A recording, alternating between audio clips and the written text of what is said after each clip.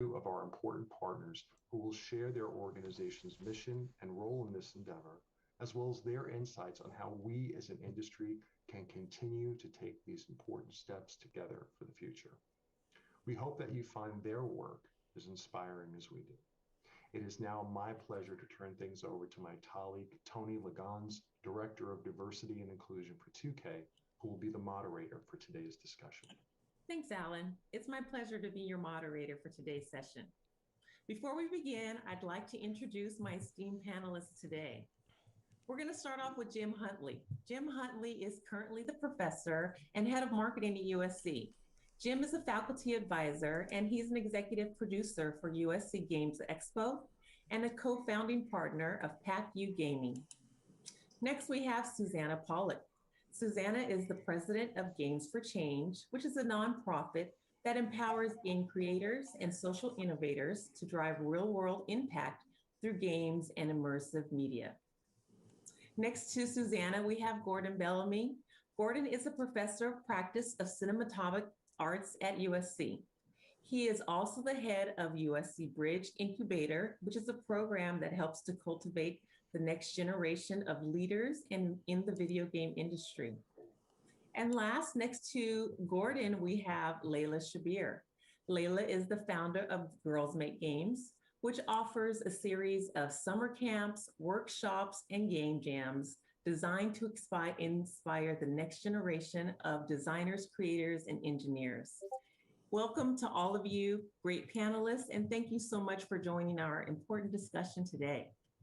Now, I'd like to dive right in here, and Jim, I'm going to start with you.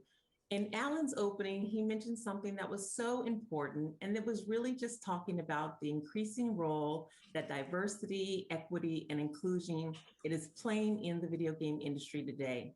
So before we get into the big concepts that we're talking about here, let's just break some things down for our viewers. Jim, can you help us understand and talk about equity and diversity and why it's so important in the conversation about the video game industry today? Absolutely. Equity and diversity has been a challenge for the gaming industry since its inception. It hasn't really changed very, very much over time, but I think the biggest change that people are seeing in the last 2 to 3 years are the lack of it in the modern era and the rationale that there's no excuse behind not having better equity and diversity in the industry from here on out. So what I like about working with companies like Take-Two and some other companies that have reached out to me about an initiative we started to call the Gerald A. Lawson Endowment Fund is that companies are now looking to invest in getting more diversity in their ranks and getting more stories told from different points of view. I appreciate that. That's great conversation there. So let's talk about just kind of the inequities and why is it so important to have these conversations, talk about that whole aspect and just getting people in the right mindset to understand what's available for them as majors in this industry. Jim, talk to us a little bit about that. Absolutely. So a lot of what we've been focusing on from a USC Games perspective is making sure that students of color, Black and Indigenous students in particular, because they have the least amount of representation within our industry out of all the various demographic groups. We've been focusing on scholarships, but the challenge that we have, and I think the challenge that society and the industry has, is it starts earlier than that. There's a phrase from, I can't remember who to attribute it to, but there's a phrase that he used that I remember saying, the inequities of our past pay dividends into the future.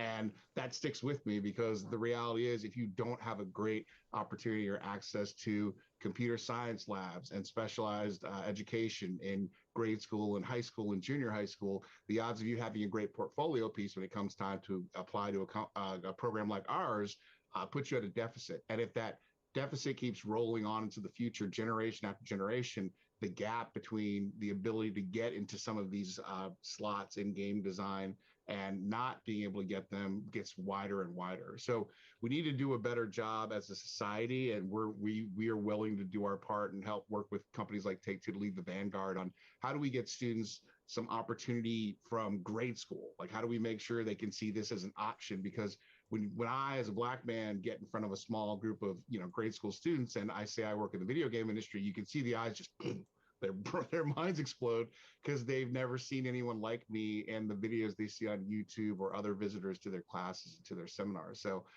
it's important to show that we have presence here, but it's also important to make sure that the students who look like us, who are 20 years, 30 years, 40 years behind us, also have the opportunities that we didn't in some cases to get a job in this industry. Yes, thank you so much for your insights. So important there. Susanna, that really kind of speaks to a lot of the great work that you're doing in helping to reach this underserved community. Can you talk about the work that Games for Change is doing? Sure. So, our mission, as you said earlier, is to empower game designers and social innovators, right? To use games for social change.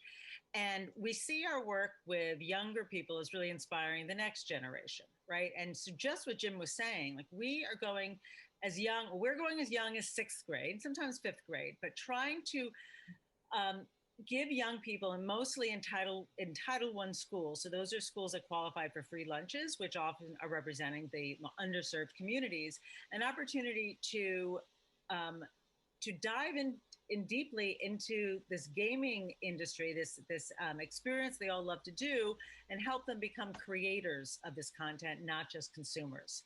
And we've been finding that it's a program that we've been running called the Games for Change Student Challenge. We've been running it for the past 6 years. We've reached over 30,000 young people in middle and high school. And we not only give them an opportunity to learn how to make games, but we also combine that with civic engagement. So they have to think about how games can help make their communities better. So right from the start, we want to empower them to think about this really important medium, not only as something they love to do, but they actually can make. They're learning important 21st century and STEM skills that can help them regardless of what career path. But what we really hope to see happen is that they see a future for themselves and they see an opportunity, a pathway for them. And part of our program, an important part of it, is this idea of mentoring, and mentoring from near peers and also from people from the community. So as Jim says, it's so important they see themselves in the people that are coming to speak to them. So when we're in Los Angeles, for example, we can reach out to USC Games for game design students to come and speak to the kids, that we can bring people in from Riot or Activision or from Take-Two to come in and say, yes, this is what I do, and this is something for you. And we do the same thing in New York and working in Atlanta and Detroit. And I can tell you that students are coming back year on year, and we're seeing them use this program as like their college essay, or they're building their portfolio. And I love the idea that, if we can get to them at a young age, they spend their summers with Layla at Girls Make Games, and then they can go on and apply to college, and we're talking about this pipeline or this pathway for them. And so that's that role and what we hope to inspire. I love what you said there, Suzanne. There's so many little nuggets that you just pulled out there. The different avenues you can have and career pathways there are in the gaming industry. Just the activity that you can have in terms of having mentorship and role models and representation, and just, having good gamers out there. So there's so many things that you talked about that I want to hit on. Let's just pull Layla into this conversation and just talk about the idea of mentorship and representation. Layla, talk about the workshops and the summer programs that you offer to girls. How does that help to increase the representation and the mentorship aspects that we've talked about? Thanks so much for having me. I was on mute. This is 2021, still going on mute. But like Susanna said, I think it's really important to kind of pass that baton on. And I think we see this summer after summer, having created a place that's, for girls. We get this question a lot. Why do you need a space that's just for girls? There's so many programs out there that are open to everyone.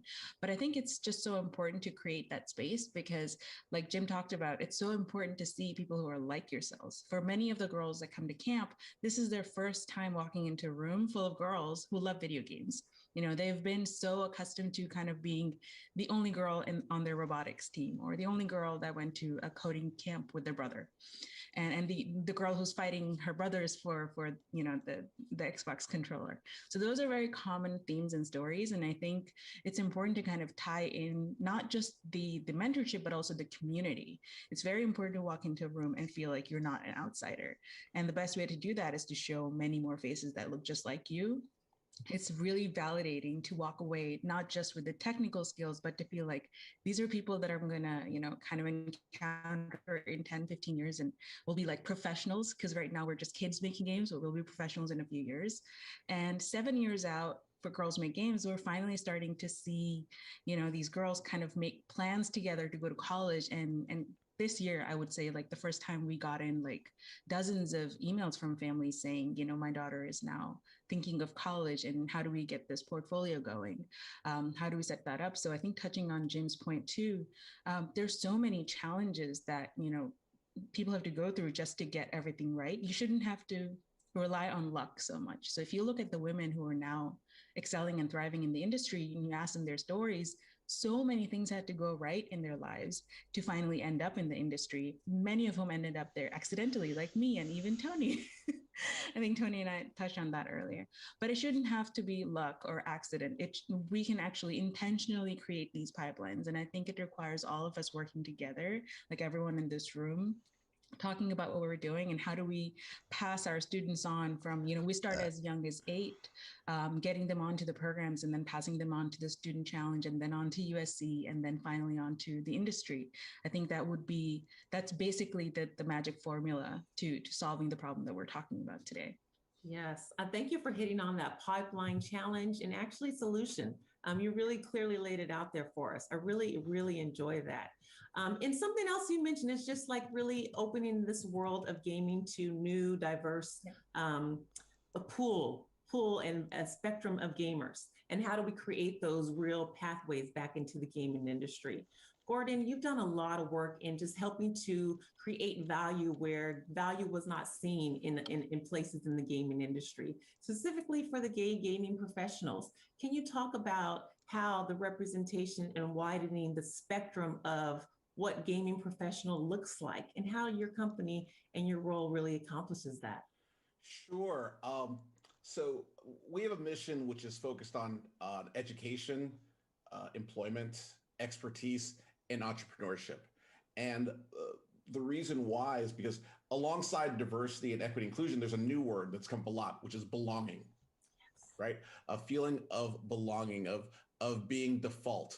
And I know that people in their uniqueness do a lot of mental, socioeconomic, and sometimes social gymnastics before they get to be as good as they are, before they get a chance to participate in this panel or participate in our industry by and large. And I think the work that we all share is trying to disrupt some of those mental gymnastics, socioeconomic gymnastics, social gymnastics that young women, people of color, indigenous people, neurodiverse people need to do in order to be as great as they are, to belong, in the space. And sort of hearing, what Layla's speaking to of a cohort, right, that treats each other as default. And where are we going to go now together, collectively?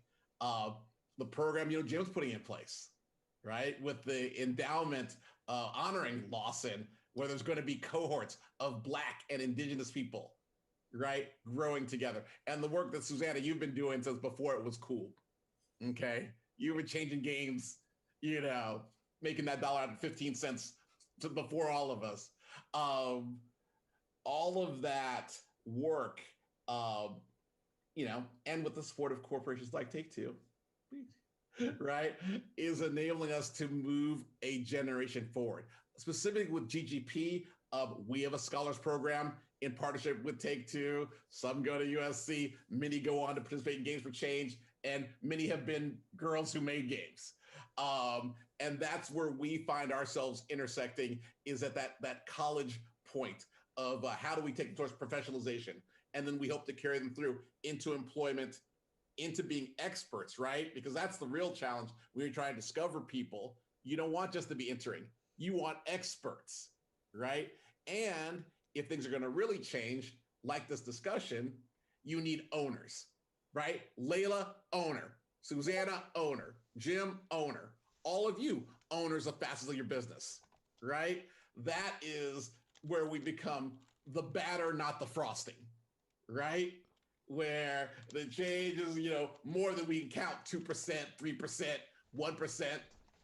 We aren't even the ones counting, right? We're still being counted, right? Until you're doing the counting, nothing has changed, right? I don't need to ask how many young ladies are in Girls Make Games. You're like, all of them, right? What is the gender balance of Games for Change? All of it, right? Take my cam off sometimes These because this sort is of E3 systemic changes, like broadcasting, and I'm that is the work I broadcasting think we over the all share. I think E3, it's why we all made time I've today. been listening to this, right? We won't stream all of it because I've got a live I was a too, booth and I've had a boy when I bad day, started, and I really want to and I'm still get here, some sleep. So right? with the time 25, difference, 26 we might only years get later, to do haven't one missed press one yet. conference. So but I hope I that have someone joined out there at the big one. sees This is Takes Two, and begins and their we're path, listening into what this is right? about Business LGBT, additive, PT that's why we're gamers, all about here. black, I about all appreciate different that. cultures Yes, of gamers. exactly what you're saying. There's so much more that all of And us also, can be doing. hello. The accountability piece is hello. really very important, Gordon. Thank you for bringing that up. I just want to lay this out there to all our panelists.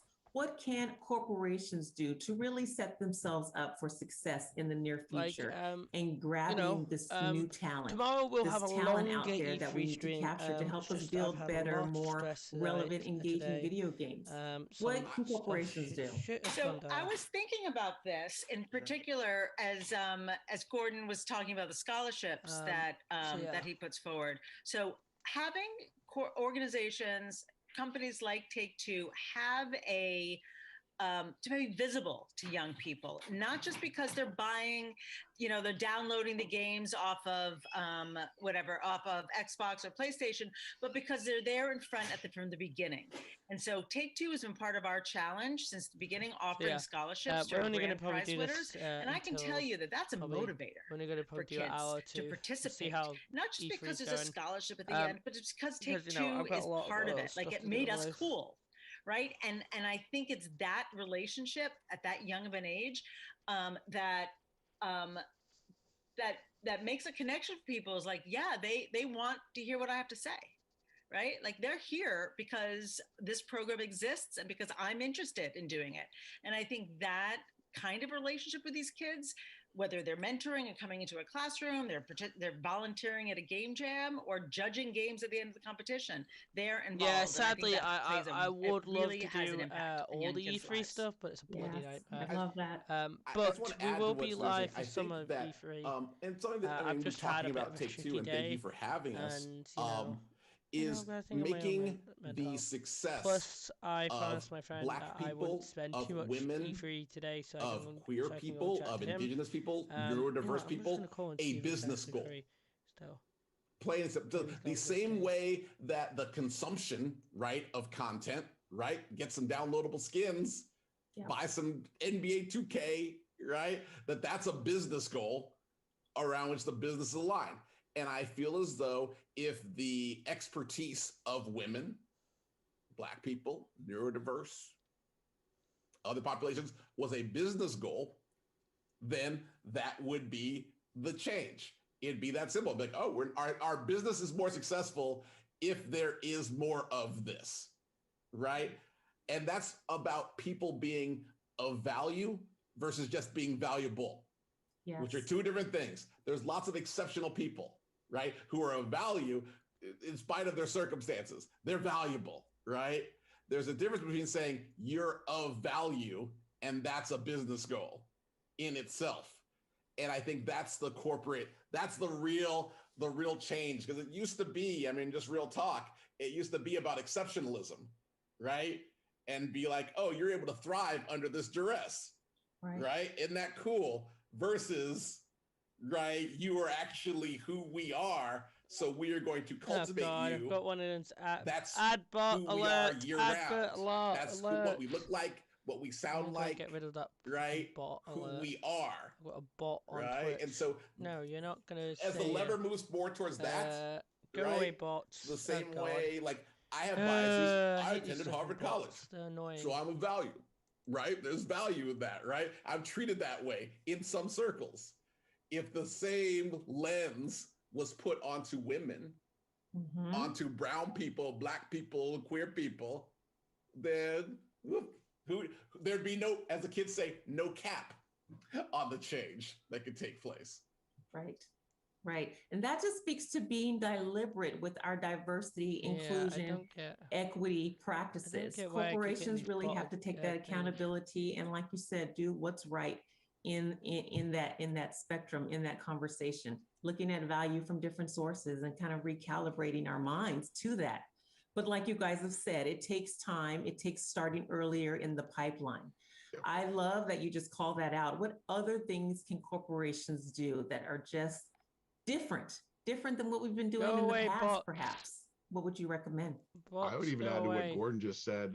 The looking at this challenge as a business challenge is key. That's what between the inspiration of the social justice marches from last summer and really talking to our chair, Danny Bilson, who said that, hey, if you were going to tackle this issue, this giant generational issue as a business problem, what would you do? And that flipped the light switch on for me. Well, of course, like any business problem, what are my challenges? I've got gaps in my supply chain, if you will. So how do I fill those gaps in my supply chain? And really working your way backwards in a way where you're putting objectives, strategies, and tactics in place to achieve those goals from a business perspective. You're going to see outcome when it's not just, hey, here's a check and good luck with charity X. It's going to be more of, okay, here's a check. This is what we're hoping to see. Let's measure along the way and see if we're seeing progress on that. And it's the measurement of progress and adjusting in real time based on the data that you're getting back. That's where you're going to meet. That's where you're going to see the gap start to close in a meaningful way and be able to point out to other people in the industry, like, hey, this is what we can all do together. What if we scale this effort up and really had an impact on society as a whole? That mindset is really going to be what changes. There's some interesting talks here. So I like to think about it as like a pie. You know, when we think about from a corporate strategy, we always think about there's a piece of the pie and everyone gets a little piece of the pie. But I think the way we have to approach this is really the pie is not a fixed size. I think by including more people, the pie gets bigger. So it's not a fixed size that we're trying to all get a piece of, but by including more people, you know, in the industry, by becoming creators of this medium, we actually expand the medium, expand it beyond just entertainment.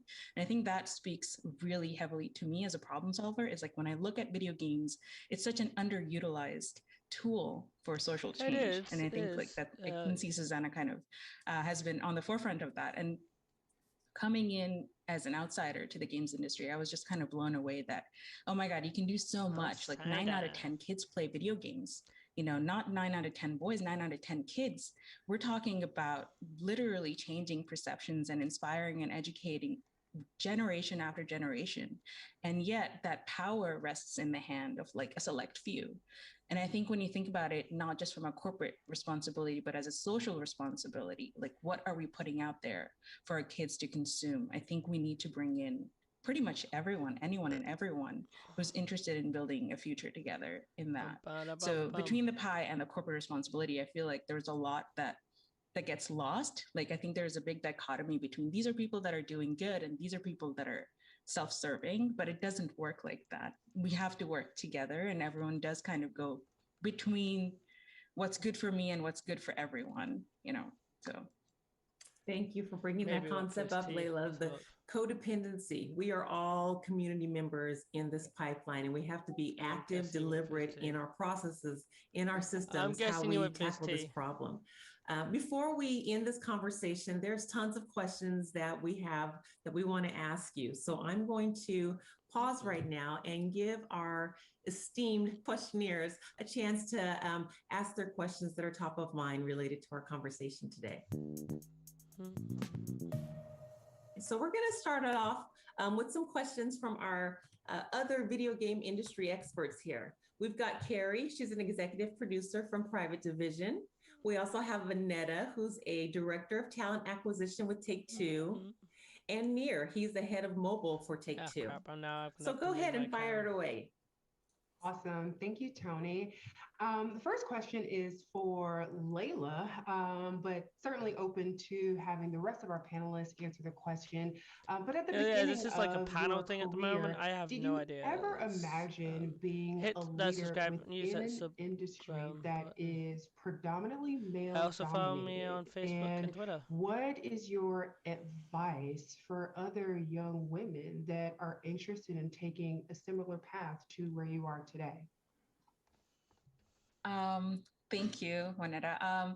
I don't think I really envisioned being in a male-dominated industry, although I did envision being in a male-dominated world because I grew up in the Middle East and I was painfully aware of being a girl and how my life was going to turn out to be different from my male peers or my brothers or my cousins or any of that. I was fortunate that my parents were very supportive and they wanted me to pursue whatever dream I wanted. But I think having that mindset and coming from a world that was very much male dominated already gaming, streaming, prepared whatever. me for, you name it. Hey, whatever I end up doing, there's going to be more boys or men than me. I think the piece of advice that I would really give girls is to honestly not think about your gender when you think about what you want to pursue, because it's all about you specifically. You might end up liking things that people, even your age, your geographic location, your educational background, or your family might not have heard of or even thought of. And that is all the things that I ended up doing were things that didn't match anything that I had seen in my own environment, but I just kind of pursued what I wanted to. And then two is to kind of use a very selective hearing. I think you have to kind of develop selective hearing, listen to the people that care about you, that love you, and encourage you in being more of who you are, and diminish the voices of people who say you can't do things because it's never been done, or that's not how it is, or that's not how the world works. The way the world works is based on the world that we build, and we're continually building a new world. So it doesn't matter how things are going now. I don't know if you can hear me. Am I quiet? I'm just going to put this down. So yeah, let me read the comments. Something about, the bots are still there. Can I? Develop selective hearing. All right. My question is for Susanna, but also open to Hello. anyone else who would like to answer. And I think Gordon kind of hit it earlier when he said that, most of us didn't have a lot of examples or opportunities. I'm in that boat. I didn't have any programs and anyone telling me that I could do this, and definitely had to not necessarily an accident, but really had to work in a different way, harder than most. So my question hello, Chando. Hello, I'm here. What happened to Cam? Oh, I just started the stream. I hope he's still around. Chando, are you still around? You still around, Chando? Hope I said your name right. I really hope I said your name right. Opportunities now that kids all over the country can participate. But we saw in New York a very particularly strong cohort. We're actually in over 125 schools right now in New York City. And there are some rock star teachers that have encouraged their kids to participate, their participants, year on year on year. And that, to me, is certainly the beginning of getting this kind of program off the ground, and particularly in schools where students usually aren't offered this kind of experience. Yes, because some reason not everywhere around the world gets it. Find value and really and work to and making it a part of an annual program within their school system has also allowed students to continue with the program year on year. There's one young woman in particular who won. I think she won the our theme category the first time round when she participated as a sophomore. The junior year, she won again, and by the senior year, she was a grand prize winner in New York City. And I hear that she then followed on with a full scholarship to NYU Game School. Amazing. And I just remember she was invited to speak at the Games for Change Festival after she won. Game of Change of it. Second year, I think it was the third year. And she came, and we were having a panel, a conversation about, the program, and she was invited to speak on it, and her father came with her. and followed her around the entire 2 days. Oh my God, how many viewers have we got? Recording her experience in this, professional environment, not only when she was speaking, but when she was sitting and watching the other people on stage. And it was so awesome to see that kind of support within her family. I'm like, all right, you've got educators supporting this young woman. Hello, everyone that's joined us. We're live, and this is E3. I've seen other kids in her family come through the program, but it takes that kind of multiple supports from different directions to really support this young woman who is a woman of color from Brooklyn, who found her path, right? And she got the right supports, and she got there. And now, I also understand that. How long is this on till? Let me have a look at the schedule. I think this is on until That's awesome. Thanks for sharing that story. That's so cool. Nir, do you have a question for our panelists? Yeah, hi, I do. So my question is to Gordon. I'm looking at LGBTQ representation in gaming. I've been in gaming for just gonna see if there's anything we missed. Years, and it feels to me that I kind of missed some of the stream. Is a bit low than what you would expect, what I see in tech in other sectors. Do you have some data or some thoughts about that? Is that the fair estimation? Nope. And if so, why is that? And what are the main challenges that LGBTQ individuals face in this industry? Sure. Well, I'll tell you a little history here. So when we started GGP about 15 years ago, which is not that long ago in corporate times, queer people only existed on an anonymous mailing list, anonymous to each other. Okay, because employment safety, which is still a concern globally, not to mention just safety, was a number one concern which all of us lived with. So, even back then, weird flex, but I had designed Madden Football, had already sold a company to Activision, employment safety. So that is the number one reason why. And just in this new recent history, have we begun to build the trust and value in each other so as to aggregate and to even acknowledge each other, okay? And to build systemic ties to companies like Take-Two and others to move from hiding from the industry, right? Escaping from the industry, to affinity, right? Right? To employee resource groups and corporate leaders like Tony existing, right? And we're moving closer to being a business resource. Give me 1 minute. I've got a coloring book. I'm gonna get it because this is a bit boring. Like to say in the batter, where's that coloring book, man? The queer identity is of value, and there's customers, there's of course creators, there's of course business leaders. Because these things can get a bit boring. I need to sort my room actually. I really could do sort my room. But I've got a coloring book, and I've got some colors. I don't know if felts will work with this, but I've got a color book. Where's my... So, when I'm watching this... Anyway, can I color? Wait a minute. Which presumes that LGBT people would be employed, okay? And then in communication with each other, right? In communication with each other across different companies, and in ongoing concern. So, welcome. Thank you for asking. For those of you at home, we have a Discord and a Facebook that you can all join and participate. Can I color at any on time, or you can reach out to me directly on Twitter, Gordon Bellamy. No, I don't think that's going to work on that. I don't know how you do the front page, but well, look at that. Ooh, it's a boat. Look, I've got a boat colour. I'm waiting for these guys to finish chatting, and then we'll hopefully game. Because I sometimes get a bit bored, so I'm going to colour for a little bit. And, this is an important issue. yeah.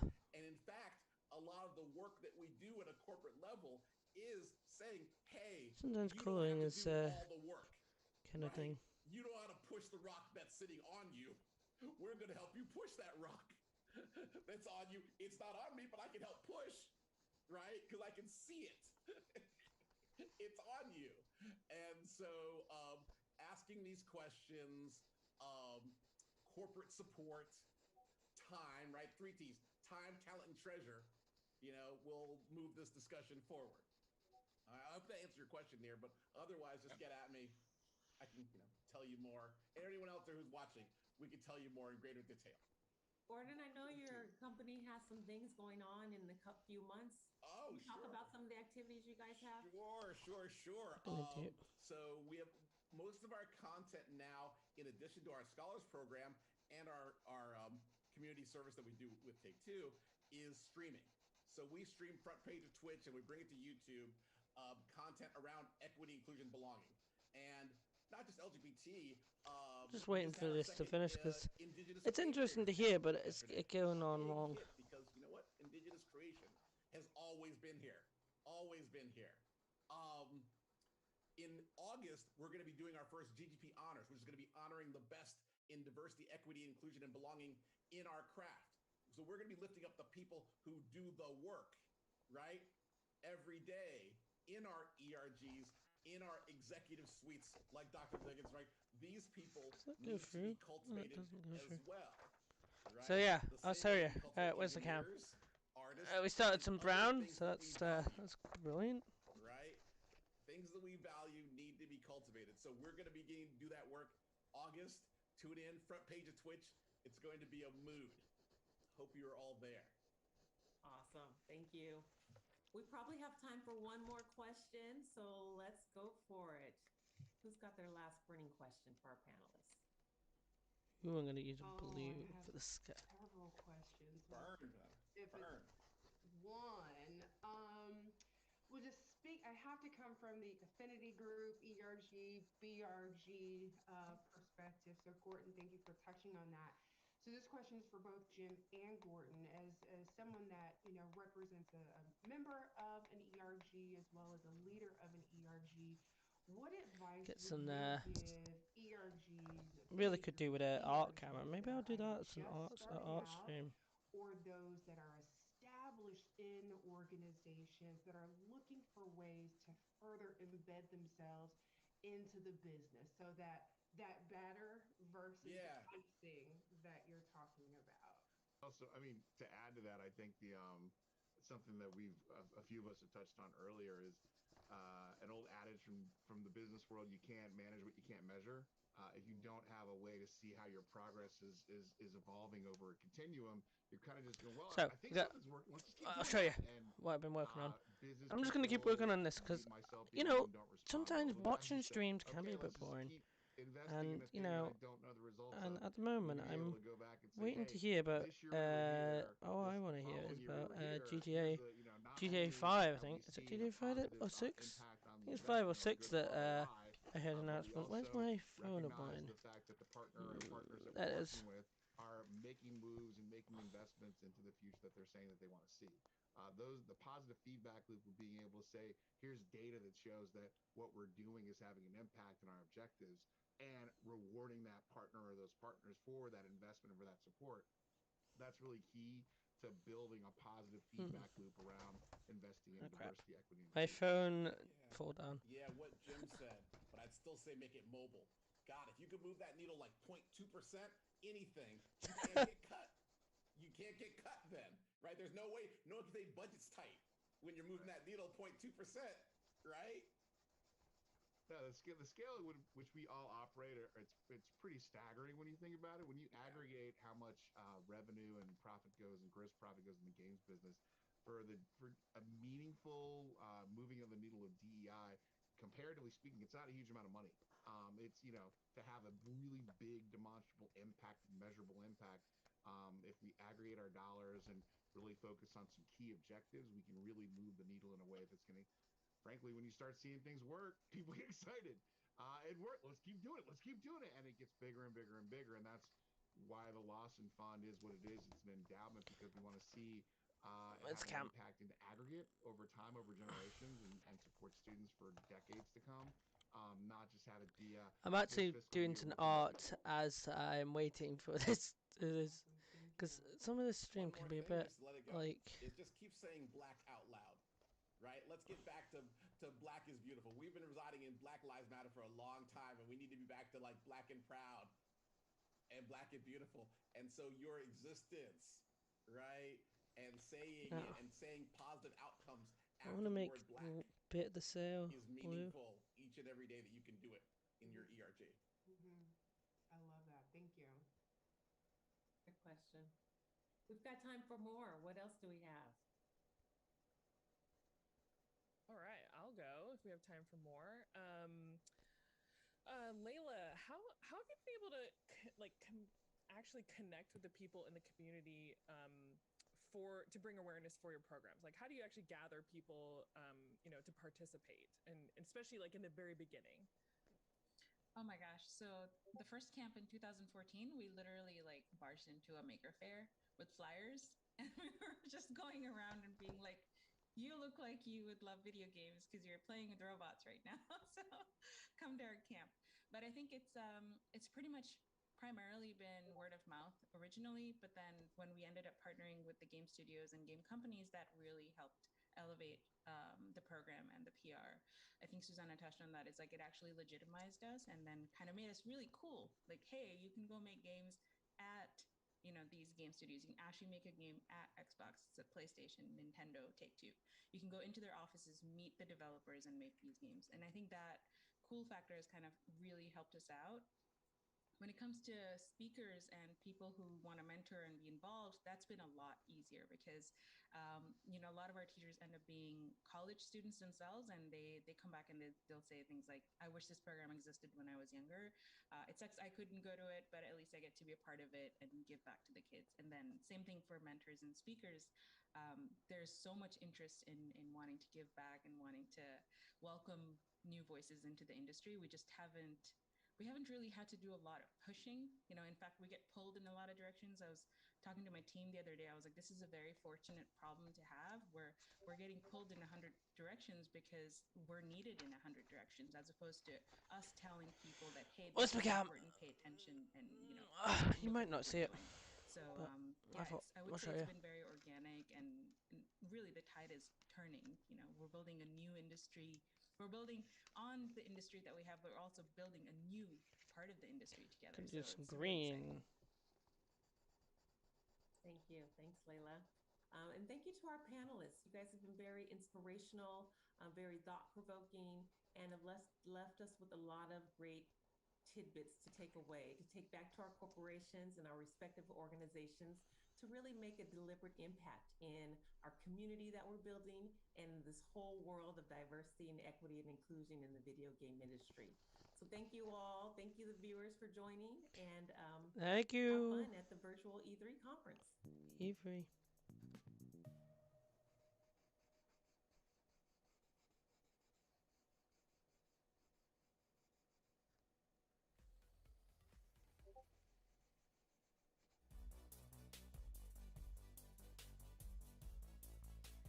I think ever since Mega Man X, I've just loved the sort of 8-bit, 16-bit pixel art style.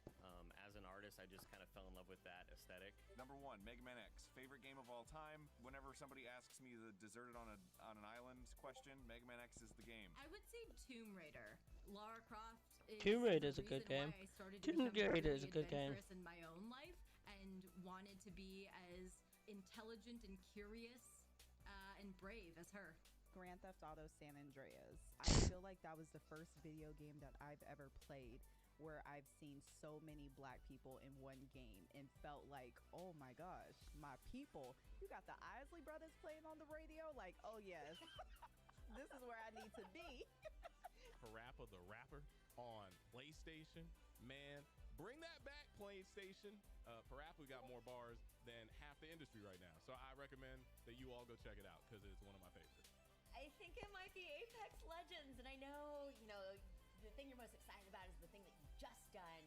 But truly, I have been waiting my entire life to play a character like, well, a character that Xbox Live. Yeah, it's changed my life. My favorite game is, without question, absolutely League of Legends. It's been like a decade since release, and it's still just at the top of the charts. And It's where I go with all my friends and hang out. It's my go-to. That was the first female I actually ever seen play video games. It's my mother, and she loved 007. And we would all play, me, my brother, my mother, and my dad, and we would just go crazy in that game, have game nights and everything. Lion King, Sega, on Sega, because that will teach you about life right quick. That was hard.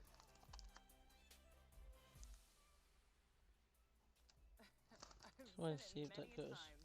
TV should have his own segment. Every time he's on camera, I'm just like cracking up. Love him.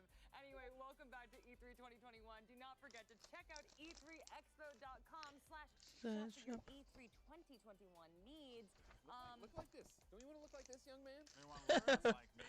You want to look like like me? I'm in a bomber jacket. Nobody likes me. Or do you want to be in an E3 bomber jacket and everybody likes him? All the kids want to look just like me anyway. Okay, anyway, we do need to give a big thank you to Razer.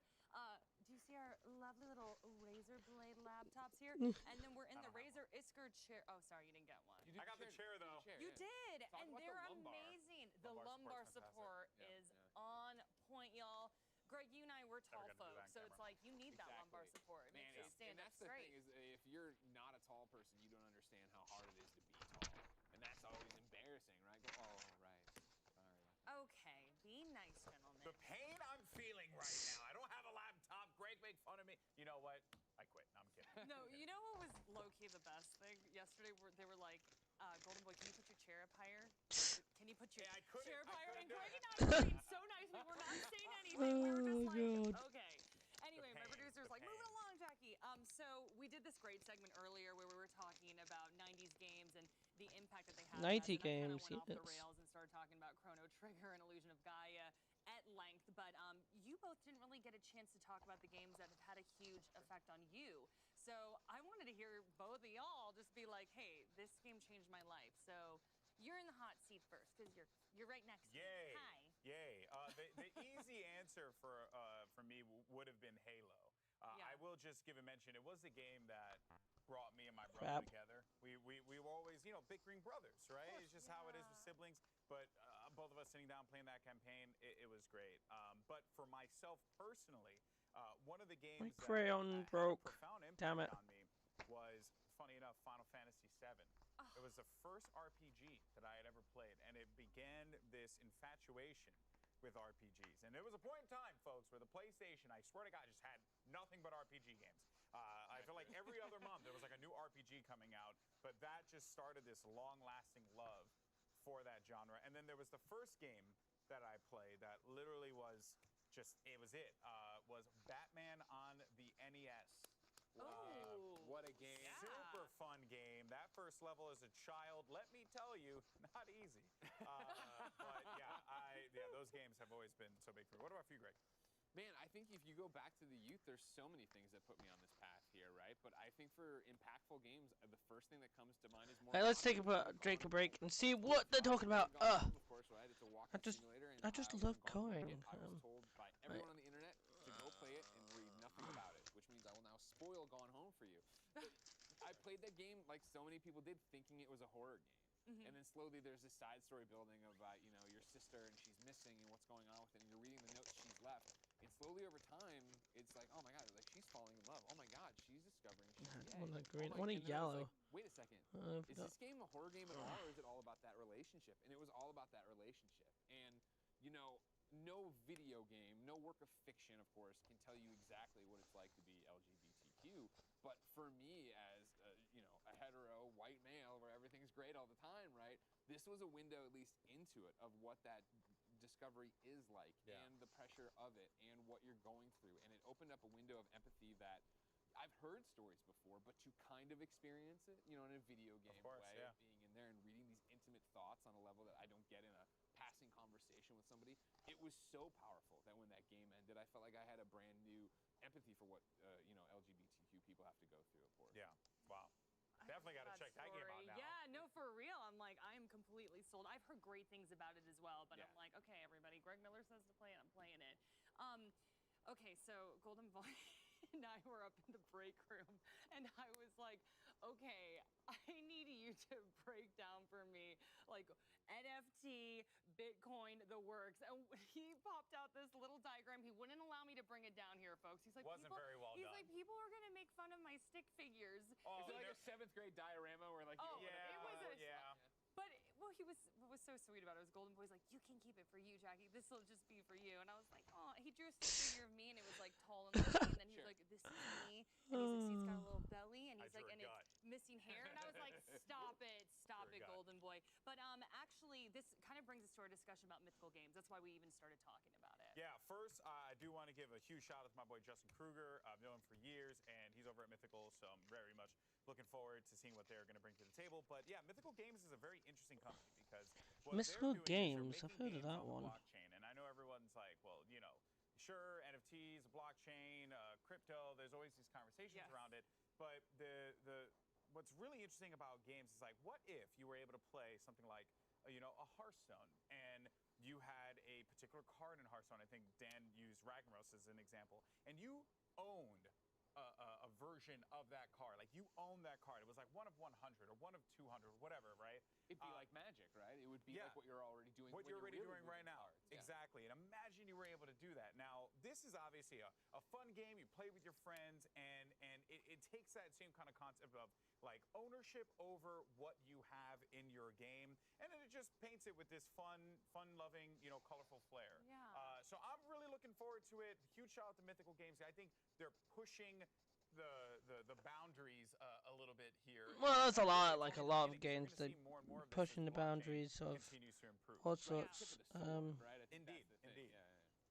Well, fans of Blanco's Block Party are going to be happy to know that they can now own and sell their own characters. So for more on Blanco and an inside look at how the developers plan to change the way we look at video game characters, here is Mythical Games. Let's go. Okay, let's see.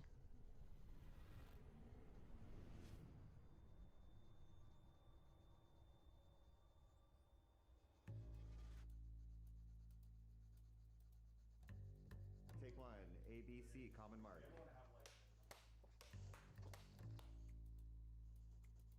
In your own words, what is Blanco's Block Party? Oh, man. Blanco's Block Party is a lot of things. The game or just the Blanco? I'm looking at you. Perfect. Awesome. So Blancos was originally what we thought a player-owned economy in a video game could be. So it's a cool mixture of art, design, you know, music, entertainment. This is like the evolution of modern art. Seeing how those artists use different mediums again, you know, it's not just about canvases. 50% of my work is digital, and there's been rarely an outlet for that digital aspect of things. What the gaming industry has really become is a lot about microtransactions and getting as much money out of the player as possible. That is true. Mythical with NFTs and blockchain really changes that scope. I'm gonna take a break from my coloring, but next year I'm gonna have I'm just gonna put this up. Play, earn, collect, sell. Here for now, and I'll just put my paint book up there.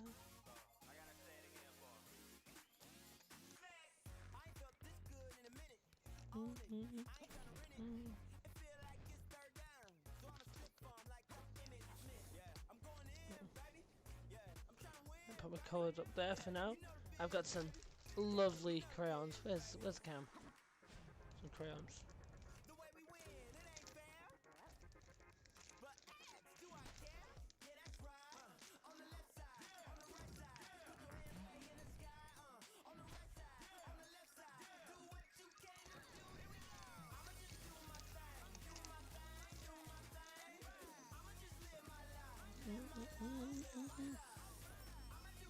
And look at this! Oh my god!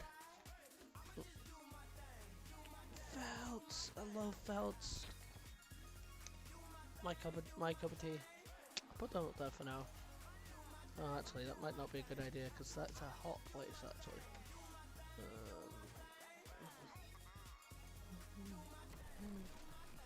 I got bored of coloring for a bit. I might bring the coloring back later when I get bored. When there's a quadruple espresso, is that a problem?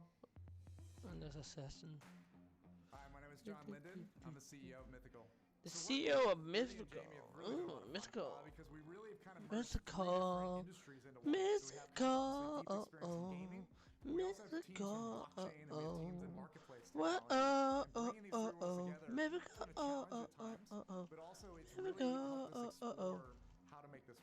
think that's been the intersection of those three industries together has really made Mythical special. Mythical is a good one. Players within Blankos can really Hang on a minute. If I kind of put my do what they camera, wanna be. You know, it's kind of a safe place that people can come. It's a great, if I strong do that, I need community. to. And meanwhile, they have this economy behind the scenes that they can earn. May They can actually really do another transact call and and be part of the world themselves. And that's really what they need to know. It really has become a great community, and we really encourage people to be part of that community. When you're building a game at the moment, if you want to move from 10,000 users to 10 million users, what that is a lot of users, I will say that. Epic gameplay. Blankos is a game that's all about what we imagine vinyl toys do. Still going? No sound, bro. What do you mean there's no sound? What do you mean no sound? The sound is exploration of that whole fun world of creativity that these toys escape to. Every single Blanko has a story and have their own inspiration and their own flavor and their own style.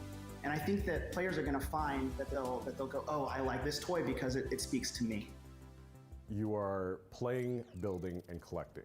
But then outside of that, you are also upgrading and selling. You don't need to understand NFTs or blockchain at all to play Blankos Block Party. All you need to know is how to play a game, that is an and we teach you interesting that. one. The Junction is an amazing place where the Blankos go to express their creativity. Players are going to have a role in helping to bring that world online. It's just this city full of tons of different designs and colors and patterns. But the point is that you are meeting up with your friends, you're practicing your new skills out together, and then you're jumping into mini parties. Yeah, okay. Players can build their levels using our Blanko build tool. They can make whatever level they want. They can set the terrain, and then they could set the win conditions, and they could set the game type. So you can make this level into a shooter, or you can make this level into a race. There are things that we didn't even think was possible with our level editor that they have been able to do. I've seen levels that recreate a particular science fiction movie I might not be able to say. I wanted things that felt like beautiful pieces of art. We're just continually adding to this huge library of buildings and houses and vehicles and that kind of stuff. Things that you can throw together into to make your own block party. In the open beta, we've seen over 20,000 block parties. Once they're done playing it, there's a rating system, 1 through 5. So you can really get that feedback from the players. There's over 70,000 NFTs that have already been purchased in our open beta, and we've been seeing just tons and tons of people jump in. Now that NFTs are moving into the mainstream, the most important thing for games, for gaming studios that want to focus on NFTs is to really ensure that their gameplay, their player experience is on par or exceeds anything else in the mainstream market today. We're putting the fun in non-fungible tokens. That's what we're doing. It's going to be really exciting to see the game, the community grow over the next few months. What we're building here with NFTs and blockchain really changes that script, because then it's players that can actually benefit and profit off of all the money they spend. Part of my art exists in the fine art world, and in that world, I could create a painting and sell a painting, and then that painting goes off to a collector, and then I get paid once, right? And then I have no idea, no control over who gets the painting, no idea if 20 people sell it down the road for exponential amount of money. I never see a dime of that. I have no idea what to think. So one of the cool things about NFTs is that smart contract that's locked in, and you're able to just not only track who gets it, but share that profit forever. While one will collect for love, the other side that you want to collect from is also from a perspective of capital appreciation. You know, when we look at the collector world today, vinyl toys are on a tear, right? Just the very fact that Blankos Block Party created a platform where you could not only collect digital vinyl toys created by epic vinyl toy artists, but at the same time use those vinyl toys to battle other people in games. I truly believe that it's a magic formula for, you know, not only epic capital appreciation on the assets themselves, but also, you know, immense amount of enjoyment in playing the game. Today's gamers are used to having a lot of control over customizing the experience that they have. We've seen that in the trend of games coming out over the last 10 years. Players spend a lot of time online, they spend a lot of time in digital space. That's where they want to express themselves, through skins, through cosmetics, through the things that they buy through games.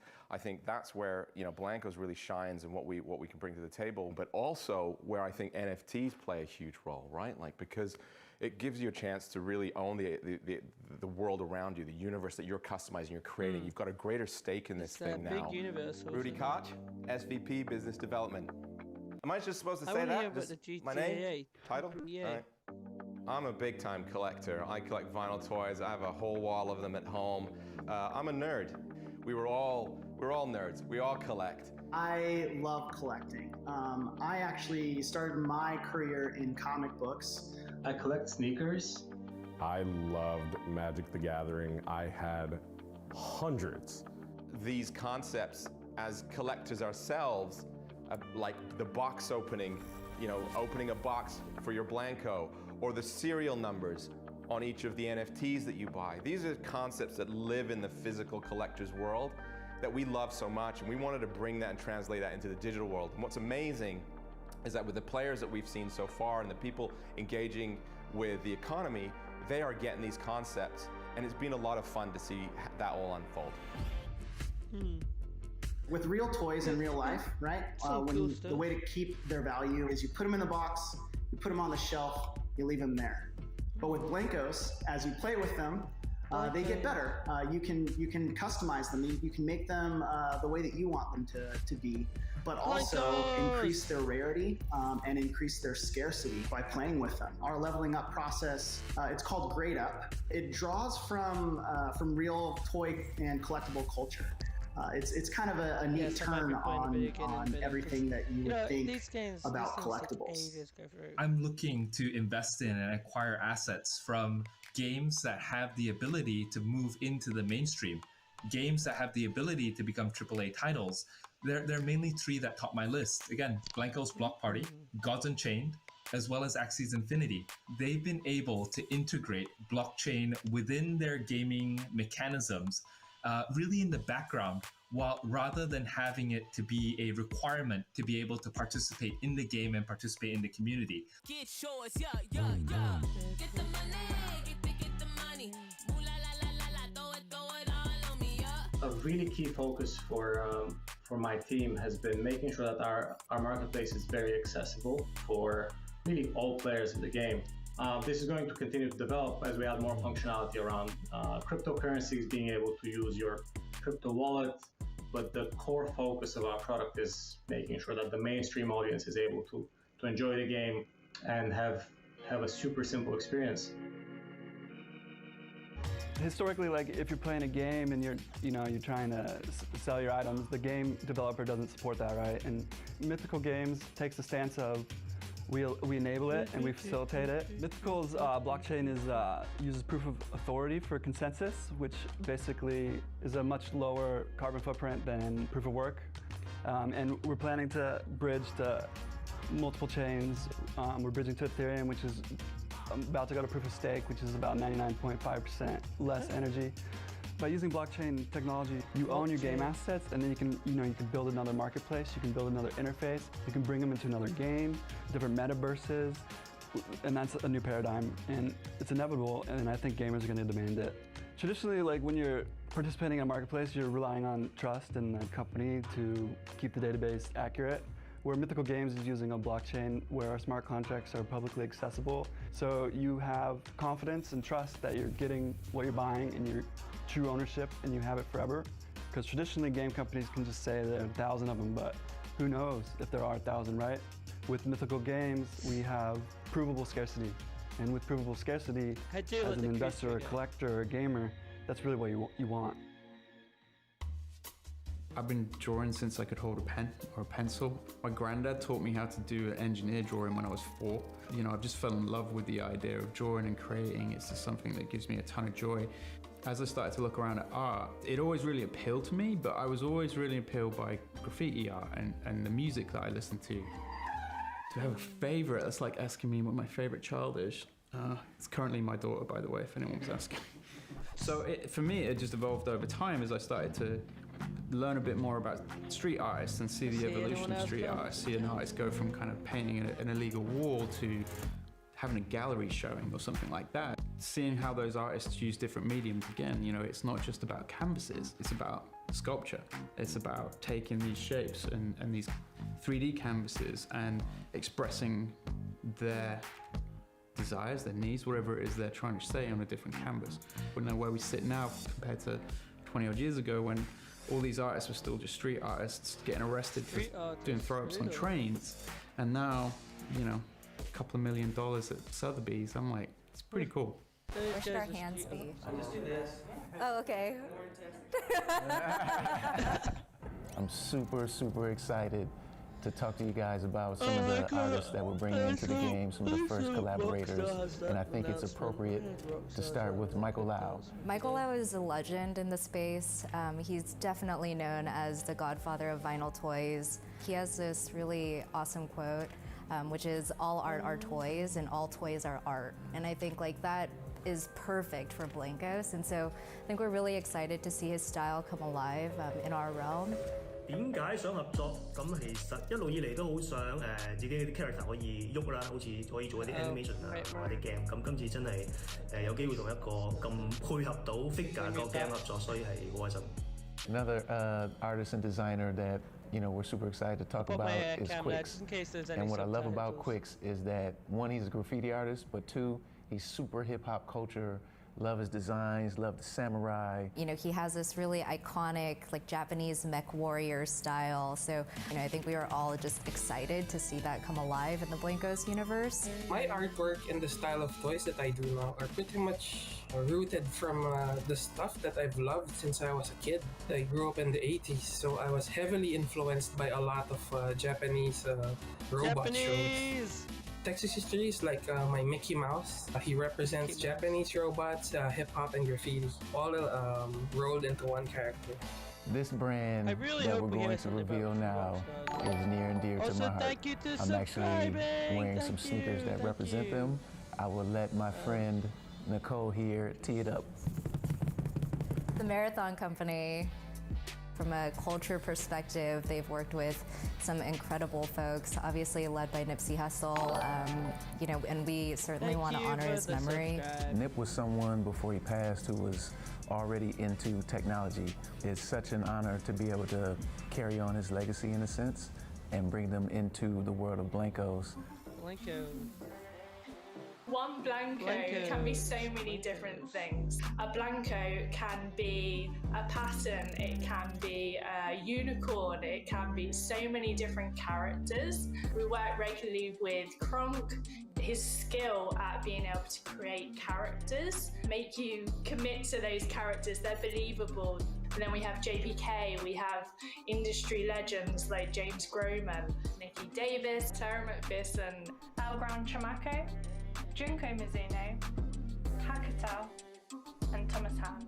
We're not just picking from one person's perspective, which really helps to kind of broaden those cultural references.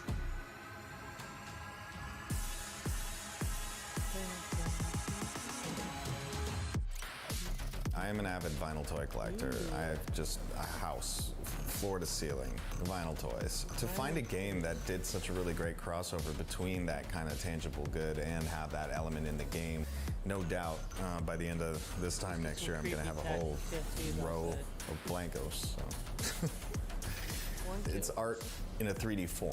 I think it's a really great online safe haven for street art where it keeps its integrity and it isn't bastardized. Whether it's on geometry or it's sculpted or it's just tags on walls and stuff like that. I like that. I just like exploring the space. And then you still see this coalescence of cohesion as opposed to a random vomit. Art exhibit games like Blankos, I think is a really great bridge between the traditional mediums of creating art, digital art, or street art or stuff like that, and then into the game engine. And that's cool because all the elements that are familiar to the Deadmau5 fan were really well executed in these skins.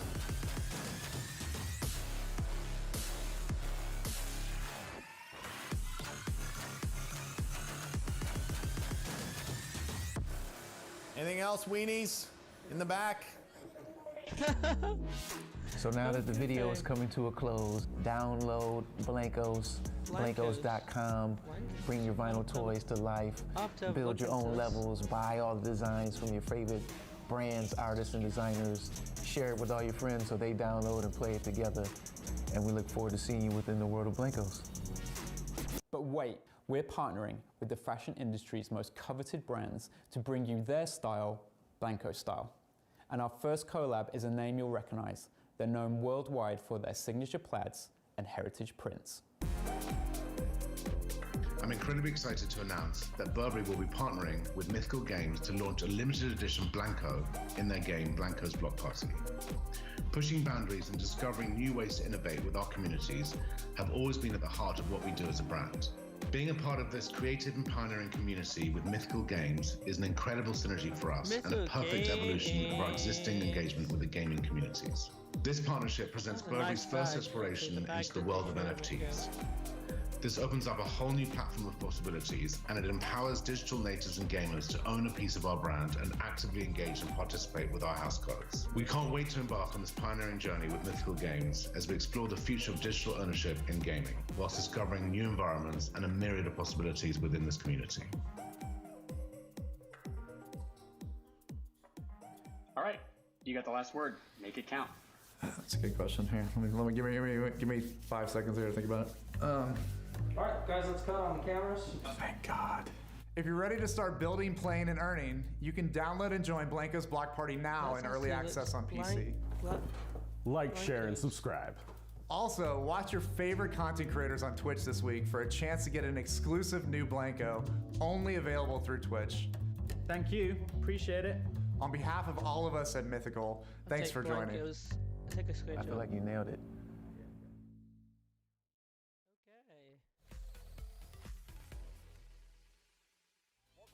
To E3 2021, and we'll get to our thoughts on Mythical Games here in a second. But first, we wanted to remind everyone that they could win a $100 gift card from our partners at DoorDash just by tagging them in a tweet and following them on Twitter. It's as simple as that. But Mythical Games, I said before, it's a different kind of experience, right, Jackie? It's did you learn a little bit about the blockchain? I mean, I learned so much, and honestly, the art was breathtaking. Yeah. They were talking about how this is the evolution of modern art. I think Deadmau5 himself said this is a safe haven for street art, and I'm honestly just blown away by the entire concept.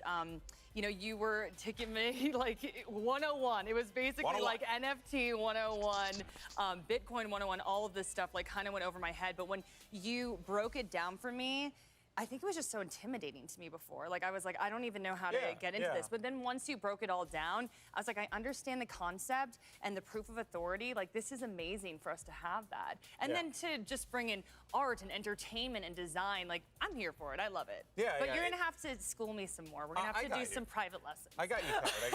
But the one 15-minute presentation wasn't enough. You didn't get to see his. By the way, you need to make one of these, right? I saw your art earlier. It was phenomenal. Stick figure art, amazing. Blankos, hit me up. Mythical, I'm all about it. I do like this. But Greg, at its core, though, let's not forget, Blankos and Block Party is a game. Right. And it has one of those types of Roblox experiences to it, where, it's a make your own adventure type of game. And those are really picking up. Like, I know a lot of people want to knock on it, but Roblox is like one of the biggest games of all time, of course, and huge on YouTube and stuff. So it's clear that this is a great direction for something like this to go, where you can express your creativity. Right, 100%. And I think that's what's interesting about it, is their presentation was so focused on how NFTs work, what they're doing, the designers and artists they're partnering up with. It makes sense in the way of, hey, we want you to understand the business side of it. But for me, I was more, can we see more of the game? Can we talk more about the games? And I was talking to you about it, and it's that idea of well, you could, but you can make whatever you want in it, right? And that's what stands out to me, as a little Big Planet fan. Even for Mod Nation Racers, but then more Mod Nation Racers. Right? Right now, think about how Core is doing this, how Roblox is doing this. Get in and make your own games. The fact there's already been more than 20,000 block parties they're talking about there. They called it out. You can make shooters. You can make platformers. It's it's early access right now. It's free to play on PC. It's one of those jump on in. It doesn't cost you anything that you don't have to buy it right away or do anything like that. Yeah, a very, very cool concept. concept. I'm very excited to see where they go from here. 100%, Greg. 100%. And also, Actually, anyone looks can hit really you up good, on actually. Twitter for private lessons, correct? Yeah, totally. Just make the YouTube video of it, Golden Boy. That's all you need to do. I'm just trying to get out of frame, guys. Okay. I'll get you out of here. What do you do when you get one of the hottest DJs on the planet collaborates with one of the sick indie titles we're talking about? Well, I caught up with Deadmau5 and Jamie Jackson of Mythical Games to explain how they plan to keep the party going for Blankos. All right, this is me. I just take a break.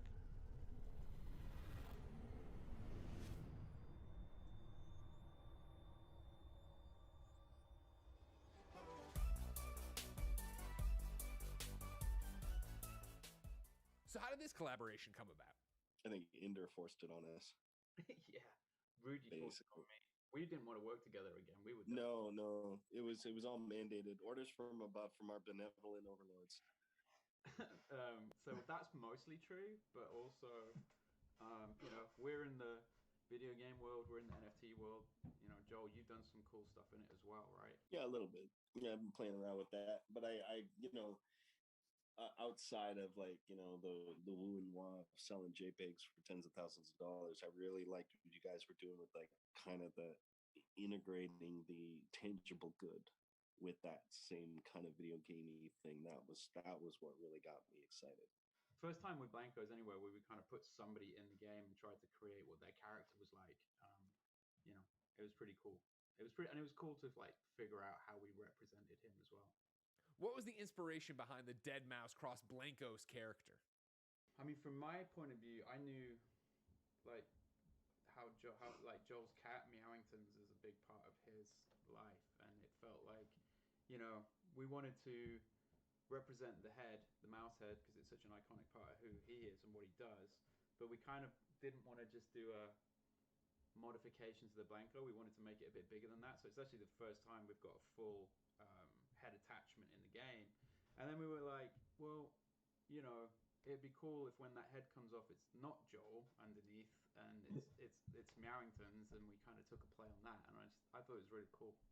Yeah, I mean, I think it was really cool that they didn't just schlep a mouse head on it and call it a day. I mean, they also integrated the cat, my cat, Meowingtons, who I'm a big fan of, and just the fact that it's like the mouse head, but when they take the mouse head off, it's actually Meowingtons, which is pretty cool because he's kind of all part of the Deadmau5 Joel ethos. Yeah, I like that we repped through one of your early suits in it as well. As a long-term fan. Yeah, I stopped doing that. It was just too much effort. I like the first 2 or 3 shows, I did the suit thing, and I'm like, you know what? It's too much. It's too much. We're gonna strip it down a bit. It's a cool throwback, though. How do NFTs expand the reach of your brand? It's a new technology and all that stuff too. So we're just going through the trials and tribulations of what is it? Because I think the general consensus right now, if you were to ask a man on the street, oh, what's an NFT? Oh, isn't that like a $10,000 JPEG?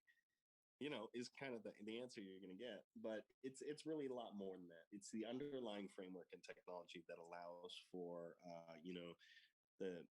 the blockchain provenance, that unique identifier that can be used from platform to platform to platform. So think of it as like what Steam's is to video games is like the world's Steam, so it's every time you log into Steam or something like that, they're gonna use Steamworks to grab achievements and stuff like that. It's all stored on that centralized system. But blockchain being the similar concept, but decentralized across all computers and stuff like that. And because the way that the infrastructure works with blockchain is that's all very easily swappable. The metadata, not the actual assets, but the metadata that ties to the assets can be interchangeable between a multitude of systems. So now I think that people are just now starting to kind of take in that standard protocol of fetching and receiving wallet data and stuff like that, tying assets to individuals through game platforms is a big win.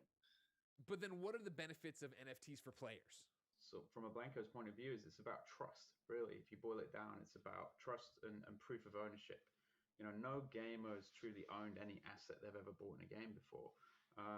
It's all just a license, right? And you kind of just trusting them. There's no way to prove it. Whereas with NFTs, you can it's proof. You can see it. It's open. If we say there's this many, there's this many. if you own it, you own it. And with Blankos and our marketplace, that means you can also go and sell it as well. So really, it's just about trust and truly owning the assets that you pay money for. When's the first Dead Mouse Blanko drop? This summer. This summer? Like this summer or next summer? This summer. Oh, nice. Thanks for joining us, guys. Now, let's get back to the show. One of the things I liked, obviously, in the Dead Mouse presentation here was him being very much like, why are you doing this with your brand? He's like, because nobody knows what it is. Like, it's groundbreaking. It's Hello, cutting edge. I'm I back. like the idea of embracing something that, is this going to work? Is it going to translate to video games? Who knows? The other thing I liked that I didn't call it from the original presentation, because I didn't get the I'm back. about NFTs from Golden. I'm back. Oh, you didn't get the special one-on-ones. But I really appreciate the idea that the original artist gets money on these. I didn't realize that. Amazing. Like, you make it, and I buy it from the marketplace, but then I sell it. Well, 20 times over. you heard what he said, right? Like, he makes one of the artists said, I make a piece, and then that piece gets sold, and then that piece gets resold, and then resold and resold, and that artist doesn't see the value from it. And I think that's something that a lot of people, can relate to. Like, content creators can relate to that. Content gets reused all the time, and they don't see anything from that. And this is like a way through the blockchain to be able to ensure that through these smart contracts you can do that. So it is beneficial for the creator, which, without the creators, we don't get a lot of these cool things, right? Yeah, 100%. Proof of authority in the blockchain. Girl, there you go. I'm proud of myself. It doesn't work. I don't know what that is. If you don't, you know what? Get out of here. Well, I hope you folks at home like indie games, because we've got you covered. We are going to take a quick break, and then our voices of E3 will discuss the indie gaming industry right before we reveal some of the hottest new indie titles releasing soon. So stay with us. If indie is the future is now. Ooh. That did not go as far as I thought. My craziest E3 story is that I lost my wallet at the beginning of the day. I had this Pokeball wallet, and it dropped out of my bag, and I thought, well, that's it. My life is ruined. Well, I still got to get all this footage in. So I still did E3, and then I got a call from Lost and Found, and they'd actually found my wallet, and I felt like that was the biggest W of my life, because I had an amazing E3. I got to go to the Cyberpunk Lounge. I got incredible footage, and I got my wallet back.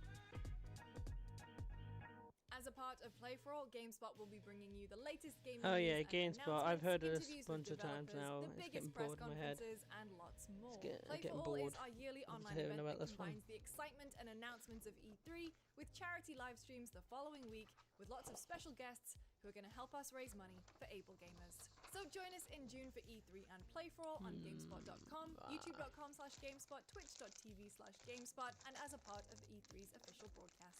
See you then. Yes, the official broadcast. It wouldn't even let myself be a part of it.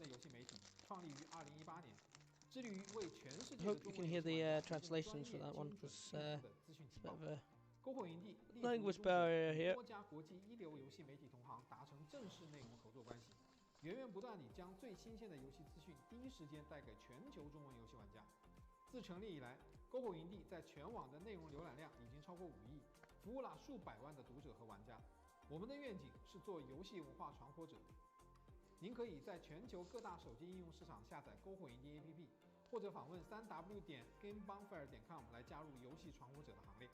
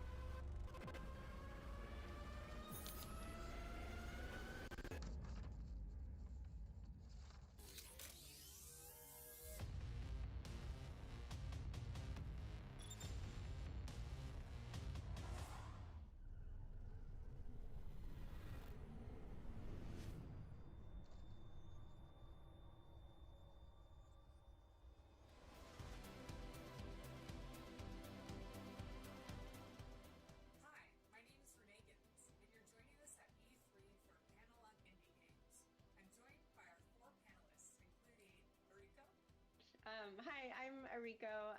I am a self-proclaimed Nintendo lifer. I want to work at Nintendo as long as they will keep me. I am head of indies, and I'm probably one of the handful of people who have worked in all 3 major regions, so Nintendo of Japan, Europe, and currently I work at Nintendo of America.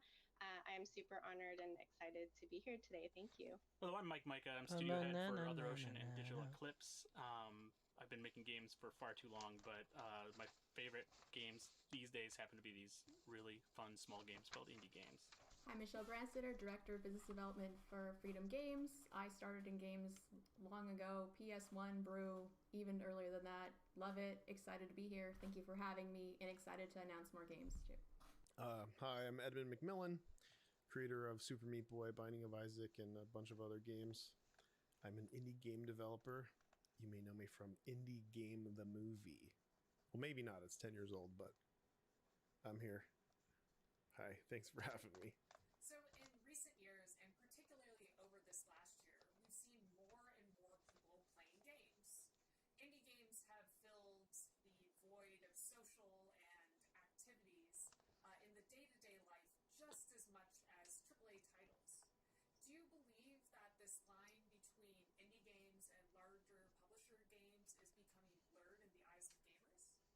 It's becoming more of a drastic thing. Like there are super indies, and then there's this like marketable indie, which is I think a more acceptable thing that a lot of publishers are picking up. But it's kind of surprising. The real breakout hits tend to be the ones that aren't even being looked at by a publisher, that are just being picked up by, going viral, essentially. It's right to say that like indie seems to be the in thing right now. A lot of people are like, indie games go here. It's like a category. Go to the indie games category.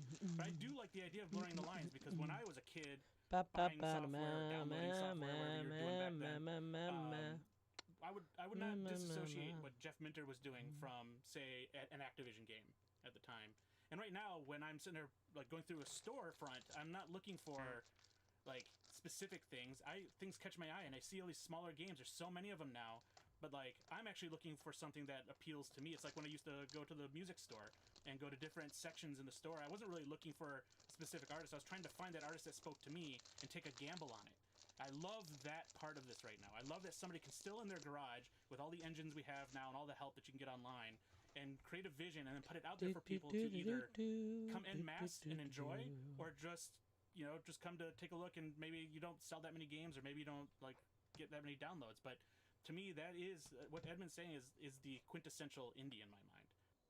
I want to add to that, because at Nintendo we're definitely seeing that. I think there's such a ease to access.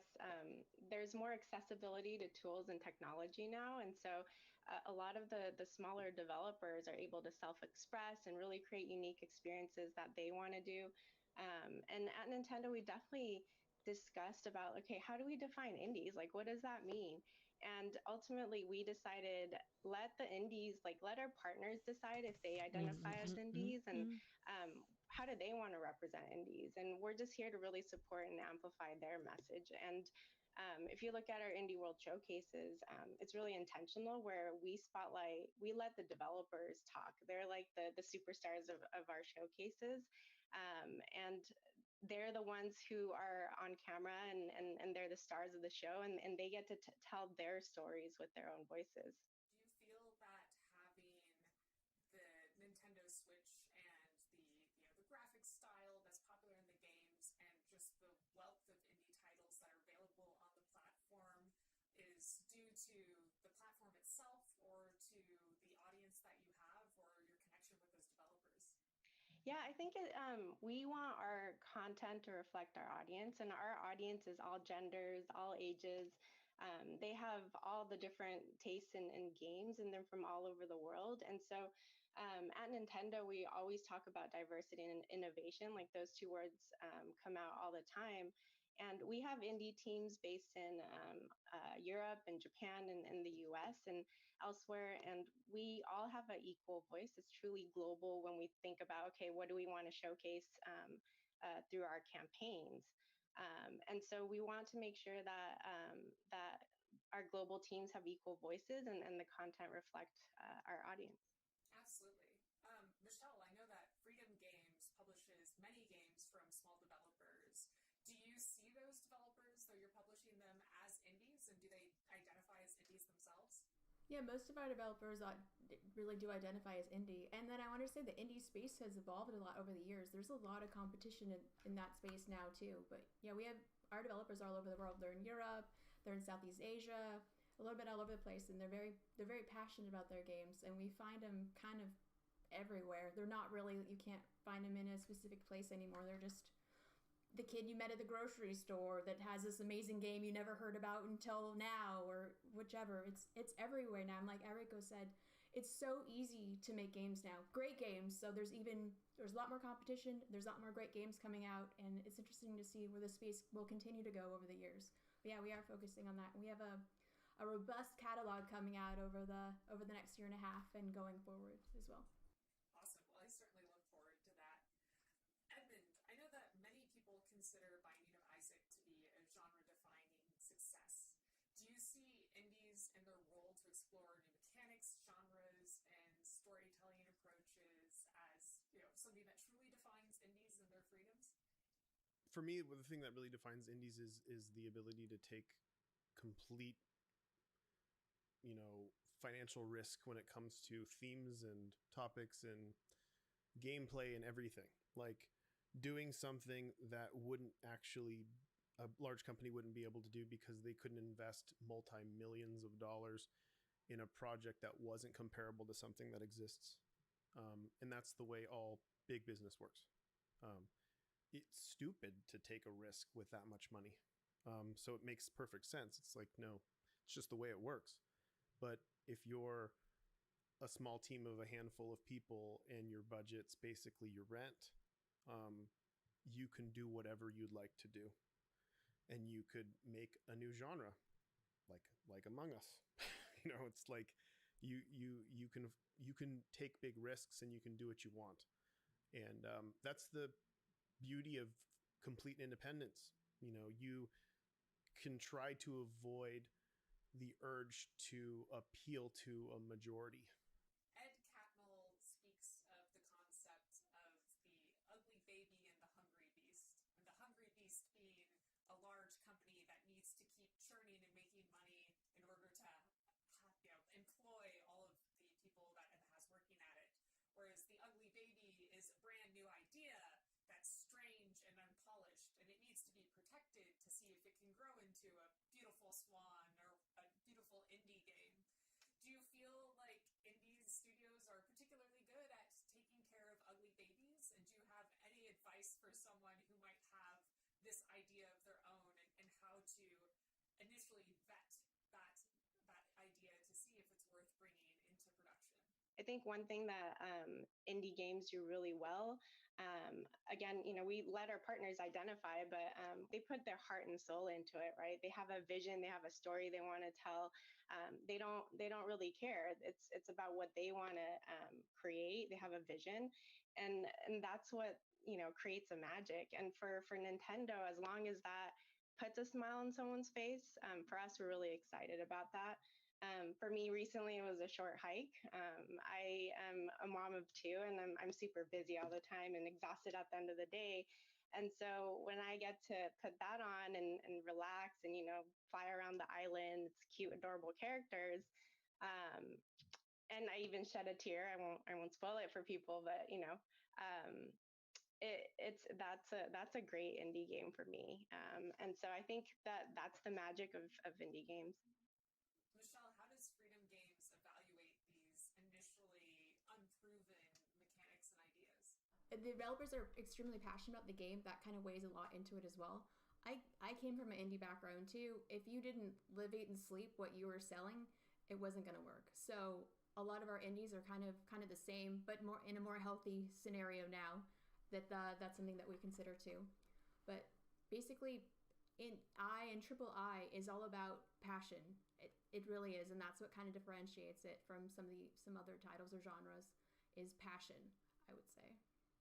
Right now, what I love about a lot of really good, talented game developers that I meet is that their motivation isn't driven by money. It's driven by a singular vision that they really have had for a long time, usually. They just want to make it happen.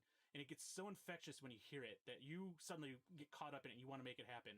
And the reality is, no, if people could really hear it all the time, if people could really predict what a hit's going to be, we'd have a lot more hits. We don't. Like, that's just stupid. There's always people in the room that you're not in. You're never at the table. They're saying, well, this isn't going to do X because they're doing some math on it. They're over, under, or whatever they call it, and all these different methods they use. But they're rarely ever right. But the person who has that singular vision for so long, who's thought about it forever, like, how can you pit those people against somebody who's been thinking about this their whole life and just wanting to do it? You really can't. Absolutely. I think storytelling itself is something that indie games can do very well, particularly when it comes to telling unique stories. Are there any indie game titles that you have all played that you found to be particularly inspiring or emotion-invoking in general? I'm a huge fan of games that present their themes through gameplay. Yeah. Whatever the story, I want to be part of it. I don't want to feel like I'm watching a movie that I'm hitting pause and then I'm doing something else and then coming back and hitting play. I want to feel like it's a dynamic, living world that someone has presented to me, and what I do has some say in what this story is. Or it's a visceral experience. They're painting a world with bits and pieces, and you get to fill in the blanks. I think that's more complementary to video games because you're already in that puzzle-solving, creative mindset. So it lets people be more immersed in than simply just telling somebody a story. Arico, do you think that there are more social games that are being developed in the indie space with the lack of social activity in person?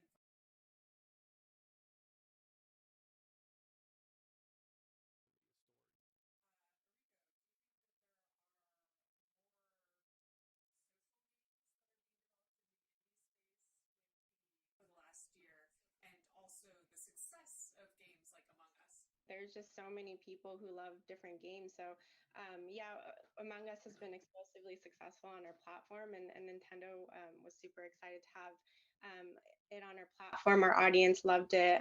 But look at Hades, for example, which is also on Nintendo Switch. It won Game of the Year recently at DICE. And so I think there's just all sorts of games. A funny story is Human Fall Flat. That's another puzzle game published by Curve Digital. And that's been massively popular in Japan. And elementary school kids who probably don't have the concept of indies, they just loved it. They thought it was super fun, and it's been really popular in Japan. So I think there's just all sorts of games that are fun and out there. Do any of you have other thoughts about the future of indie games or what we can expect from the genre or art form moving forward? The thing I love most about, I guess, how we're referring to indie games here is like I love the not knowing what's coming, because ultimately it's anticipating that I'm not capable of anticipating what's going to be the next thing coming out. Like, I love finding something I never thought I would like, I love I've never thought would be a game or even fun. Like when Job Simulator, for instance, came out, I'm like, who wants to, like, it goes against Ron Gilbert's thing about like getting off a job and then going home and relaxing. I loved it. Or, like all these sorts of things, or like even some weird things that would come out of mobile and all this stuff. Like, I would just never anticipate that stuff and things like that. And it's I guess what I look forward to is the things I cannot anticipate. Well, this has been a wonderful conversation. It's so great to hear the different perspectives about indie games and indie studios, as well as hear your thoughts on what's coming up next and what to look out for. It's been a true pleasure. Thank you very much. iHeartRadio is a proud partner of E3 2021 and the #1 podcast publisher in the U.S. Listen to all your favorite shows on the iHeartRadio app. And, of course, Golden Boy, just like us, Use the Razer stuff. Use the Razer blade. Use the Razer stuff. Use the Razer chair. Have a good time. You know what I mean? I have actually been wanting a Razer blade for a very long time. When I used to work at Twitch. Put it in your bag. Yes, I should. When I used to work at Twitch, you had an option. You can either get a Razer for like Windows users or a Mac. Yeah. And I don't mess with Macs at all because I'm terrible. My brain just doesn't work that way for some reason. So I went with the original Razer blade. Yeah. That was so fun to carry around the office. Just a sleek black thing. Sure, play games whenever you want too. Yeah, right? it was amazing. That's pretty. I big used to just at that time I was playing a lot of controller games, so I would just plug it in and just go nuts. It was a good time. So yeah, it sounded like a shameless plug, but I swear to God, it was the truth. Well, speaking of a shameless plug, the Razer blade is a great place to play indie games. And what an indie presentation we just had. Of course, it's not over. We have the indie panel coming up, but there was something said in that panel here. Janet Garcia, of course, from MinMax and Kind of Funny, put up this tweet.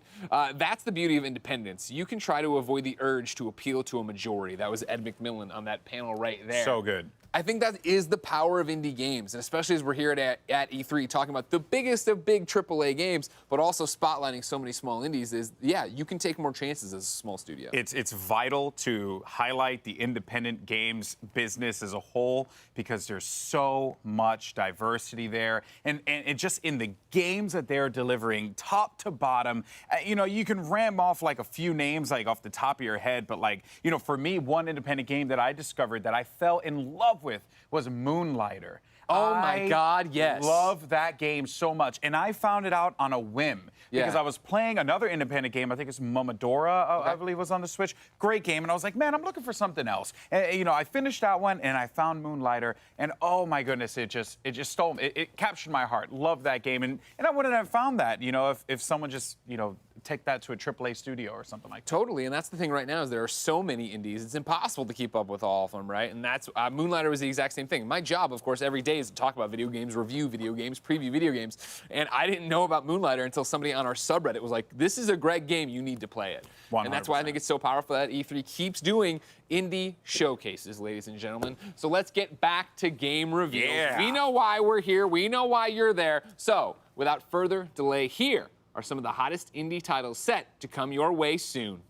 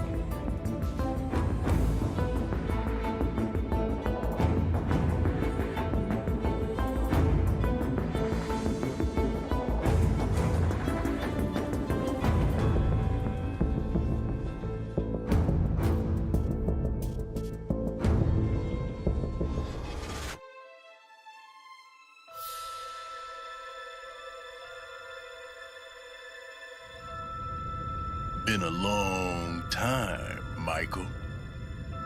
I heard you were back in town. But I don't remember sending you an invitation.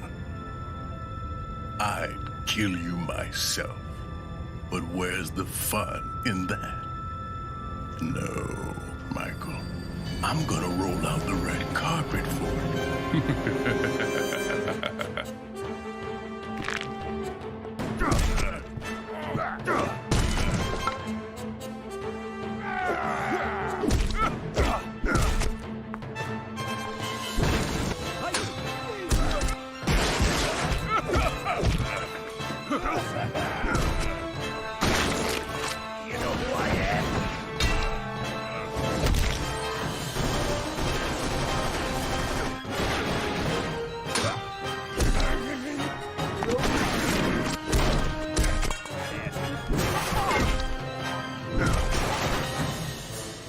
I'll be watching you, Michael.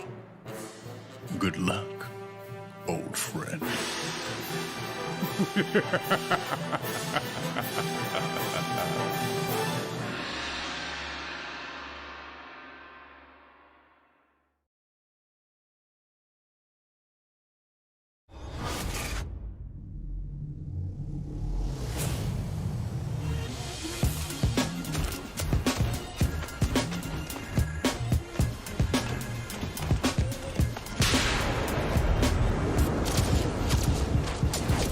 Captain, I got the intel.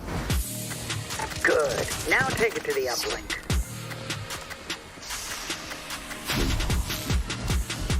Ahí está vaina. The base road blind. Target is marked. Oh, thanks. Ciao.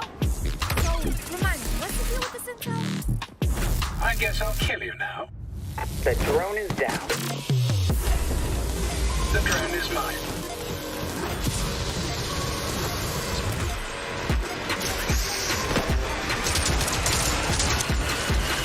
Armor activate.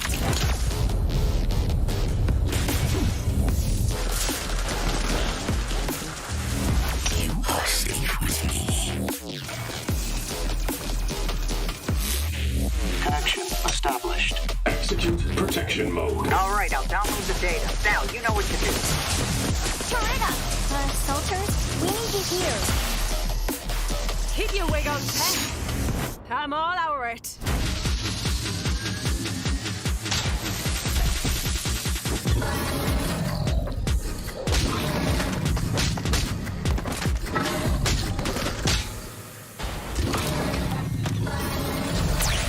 So, what we're gonna do with the intel? We need it for the job, you know, the heist, larceny. Larceny? More like...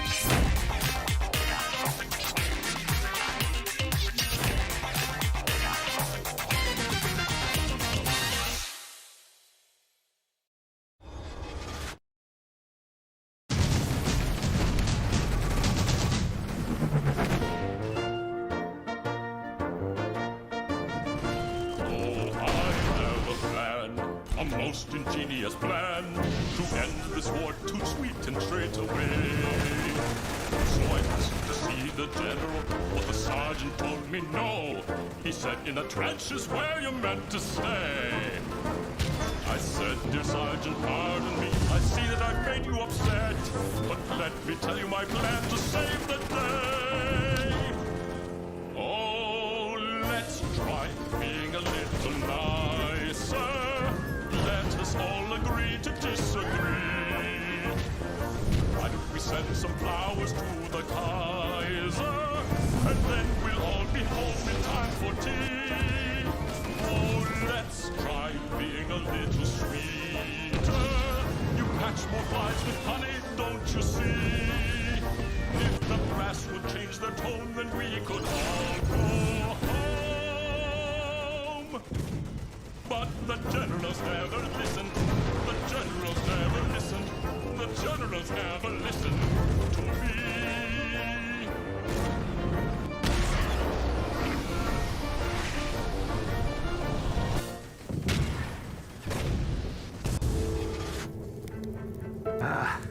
That was tough. Hamilton, some beast is looking at us. Whoa, would you look at that? Mars is one heck of a planet, so green and beautiful. Let's just be careful, sir.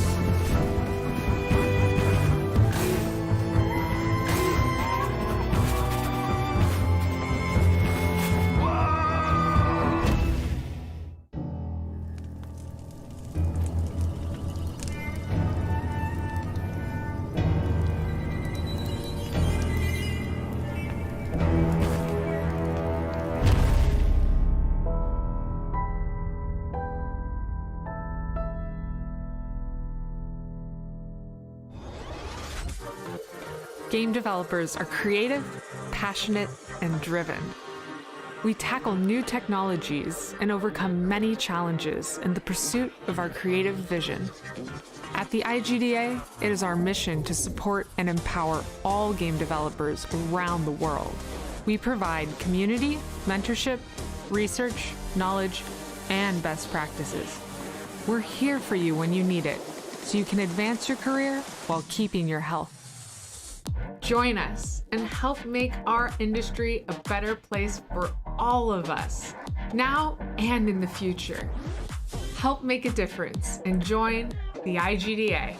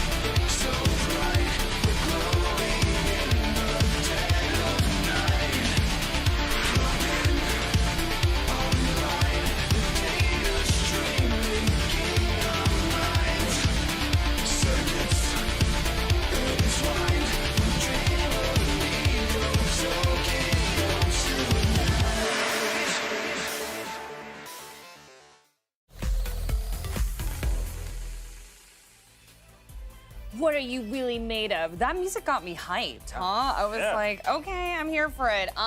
Anyway, we just looked at the indie game presentation, and I wrote down a bunch of titles there. Extra Galactica is the one that we just saw, and I was telling y'all earlier, my friend was a part of that project, so very cool there. But that was just one of many games that had a very retro feel. Fallen Aces was another one that I wrote down on my list. So yeah, I just feel like I'm getting all these retro vibes this year. Damon, I'm sure you're loving it. Yeah, for sure. And I liked Extra Galactica. First of all, I love the pixel art style, so that appeals to me. And it looks like the gameplay is a mix of shooter and 2D action platformer. I don't know, do you have any more information about what that game actually is? To be honest, he sent me like a 2-page email, so I'll make sure to pass it along to you, Damon, for sure. But honestly, he sent it to me this morning. He's like, dude, this is going to be in the show. And I was like, what? Like, that was one that I wrote down earlier that I liked because I got to get a sneak peek at the presentation. Don't tell anybody. But yeah, and I was like, oh my gosh, I love that game. And yeah, that totally vibed. It was amazing. But Fallen Ace is another one that I put down there. Very Doom inspired. And we saw something from the same studio or creator yesterday. Am I wrong? We saw Dave Oshry from New Blood during the PC Gaming Show before he was unceremoniously cut off by Gabe Newell talking about Steam Next Fest. But they have a bunch of cool stuff coming out. I also love all the URLs they have for each of their games, very tongue-in-cheek. This one was literally Doom Noir. It does feel like a throwback to the FPS of yesteryear, but with that stylized sort of 1920s gangster flair. It looks like a lot of fun. Oh my goodness, I love the narration, right? I was just like, that villain, that voice is just haunting me. I'm sure it really spoke to you, Michael. Yeah. The whole trailer was like, yo, Michael, I know you. I'm watching you. I'm like, oh, you're watching me? Oh, I appreciate that because I'm on the E3 stage. You know the vibe. Oh, man. And Michael, I want to talk to you about Fallen Frontier Alliance of Salt Sons? Alliance of the Sacred Sons. Sacred Sons. I can't read my own handwriting here, guys. And then Terra Invicta. And you and Dan were kind of having some crosstalk about how these indie games, they're keeping dead genres alive. The genres that have been of yesteryear, especially for that aren't really popular. You can't really get a AAA RTS anymore. You can't really get, I mean, other than we have Humankind and we have Civilization, but if you want a different 4X strategy game, that's what Alliance of the Sacred Sons is kind of covering. And Terra Invicta, a grand strategy game. Of course, we have Total War, but maybe you want a little bit of variety. So the thing about independent games that I really like is that you can revitalize those genres of the past. And you can be experimental. And I think this is a theme also when you look at a lot of the independent games, is that they have experimental game mechanics. I think that Neko Ghost Jump, which I love so very much, like you can play with perspective and put a spin on platforming. And but the triple threat of strategy games, I know that I used to play a lot of them when I had time back in the day. I used to play a lot of StarCraft and Warcraft, and I miss like the early days of Civilization 4 when I was in high school and I had time to pour into matches. And so if you're craving that sort of thing, you can definitely pay attention to these sorts of games and maybe get your fill. Yeah, I got to agree. I think 4X games are a fantastic way to hit fast forward on life sometimes. Like, for example, Civilization was a saving grace during the pandemic as well, because I'd be like, oh man, I'm really kind of bored right now. Oh, suddenly it is 4 a.m. and I've been playing this for hours. And that looks exactly like what I'm going to get from Alliance of the Sacred Sons. But I also have to say, one that really caught my eye here is a game that looks like a bit of a Metroidvania, and that is Moolander. Oh my gosh, I had that on my super fun. list. Yeah. Like it's the same sort of like irreverent feeling that I got from a game like Guacamelee, for example. But with this, I love that these cows are your enemies. I was getting some Diablo 2 vibes from that hell cow at the end there. I'm just very excited to see what that has in store because it looks like it has a good sense of action, gameplay, and whimsy. Wow, you really milked that one. An utter disgrace. Oh no! Beat me to it. If y'all could hear the puns coming from Dan, we really should be writing them down. We did have the poll up earlier, though, and I wasn't able to reference it right away because I just love hearing y'all talk about this stuff. But I do think that Neko Ghost Jump was #1. So. Oh, really? Yeah, I was like, yeah. there you go. And then also I know there was Life Slide and a bunch of other incredibly cute ones that I was just like, oh my gosh, indie games, just so much fun. But okay, favorites? Should we go down the line here?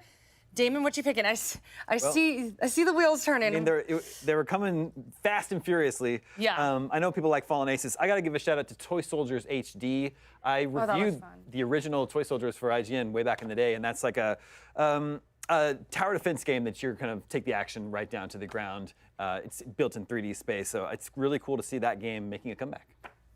Neko, I already mentioned Neko Ghost Jump, but I do want to shout out Tunguska, I forgot the name. Tunguska? Tunguska. Wow. Yes. Wow, I really messed that one up. But yeah, the top-down shooter, that looks interesting. I'm very interested in that. Larcenauts, let's go. Let's compete in VR. I'm down for it. Oh my gosh, I love it. I think I'd pick Tunguska as well, but Nico is very close behind, runner-up. Well, so many great indie titles. Let's see what GB and Greg thought of the indie games that we saw today. Hi, guys. I know y'all love the Nico game. I don't even need to ask, right? Of course we did, Jackie, but it didn't make my top 3. Golden Boy, what do you have over there? What stood out to you from that indie presentation? 2021. A lot. So I'm actually newly appointed member of the VR community. Oh, welcome. You know, so Larcenauts was awesome. I liked it a lot. Big shout out to my boy BMF, who covers a lot of the VR stuff as well as Thrill Seeker. Big fan of those guys, and I always love checking out their content. Keeps me up to date on all things VR. Of course. Then the other one, Fallen Aces, man. Yeah, Fallen Aces made my list for sure. That was a dope Literally trailer. saw that and I was like, oh, I'm 100% playing this on stream. Like, this is happening because it looks so dang good. And then I would probably go with Tunguska. Another shooter, but for some reason the style was really appealing to me. Like, the style of shooting was really appealing to me. Sure. So I'm all about that. Looked really good. Okay, great. Yeah, on my list, I put Fallen Aces for sure. Stylized first-person shooter, love it. That Doom LA Noire mashup, why not? Let's get out there and do it. And yeah, New Blood, of course, always being cheeky, as they said, doomnoir.com. It's like they really, I do feel like they like never do wrong. Like, the New Blood's great. They're a great studio. They know what they're doing, right? Exactly. They're in that vein of Devolver, where they have a personality and their games do too, and you know what that means when you see that, I think, splash across it. Exactly. The other one I want to give a shot was Bark. It was that kid shmup that went by or whatever. Yeah. One of my friends in the industry is working on it. He had emailed me to give me a heads up that, hey, it's at E3. You should check it out in the virtual booth if you have time. And basically, he pitched it as a shmup for dads. Like, it's couch co-op. Get in there with your kid. You're piloting. You know, it was a little dog that caught my eye, but you can be a little cat. Okay. It's this colorful game that you go through and you're shooting things, but you're not shooting things. Right? You're able to explore that way. And then, for me, to echo what people said over there, Extra Galactica, right? Stylized. I mean, you do anything that's in a cyberpunk style world, and I'm literally there. I'm all about it. Great visuals. I feel like that is, again, you know, and everyone's going to look at me like, oh, there's a lot of like pixel art game stuff, but you think about what people have been able to create in these universes, in this style of artwork. It is gorgeous. And, you know, because Fallen Ace is also bringing back the stylized cel-shaded approach, which was something that I fell in love with when I first feast my eyes on Jet Grind Radio. So there is really a lot of quality here, and this was awesome. Some great games I'm really looking forward to trying. Me too, ladies and gentlemen. What were your favorites? Let us know. Hashtag E3 2021 so you can get up on the big screen. But when E3 2021 returns, we'll have the latest from Freedom Games, Capcom, and more. Take a breath and hold on. We'll be back after this.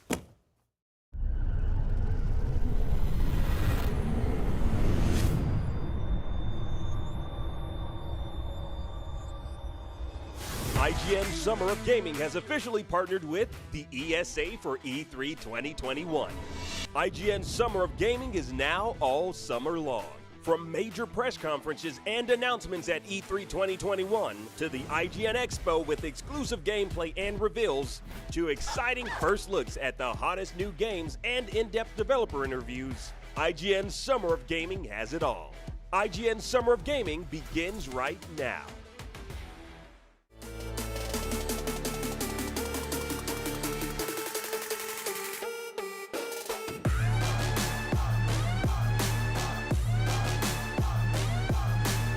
More power.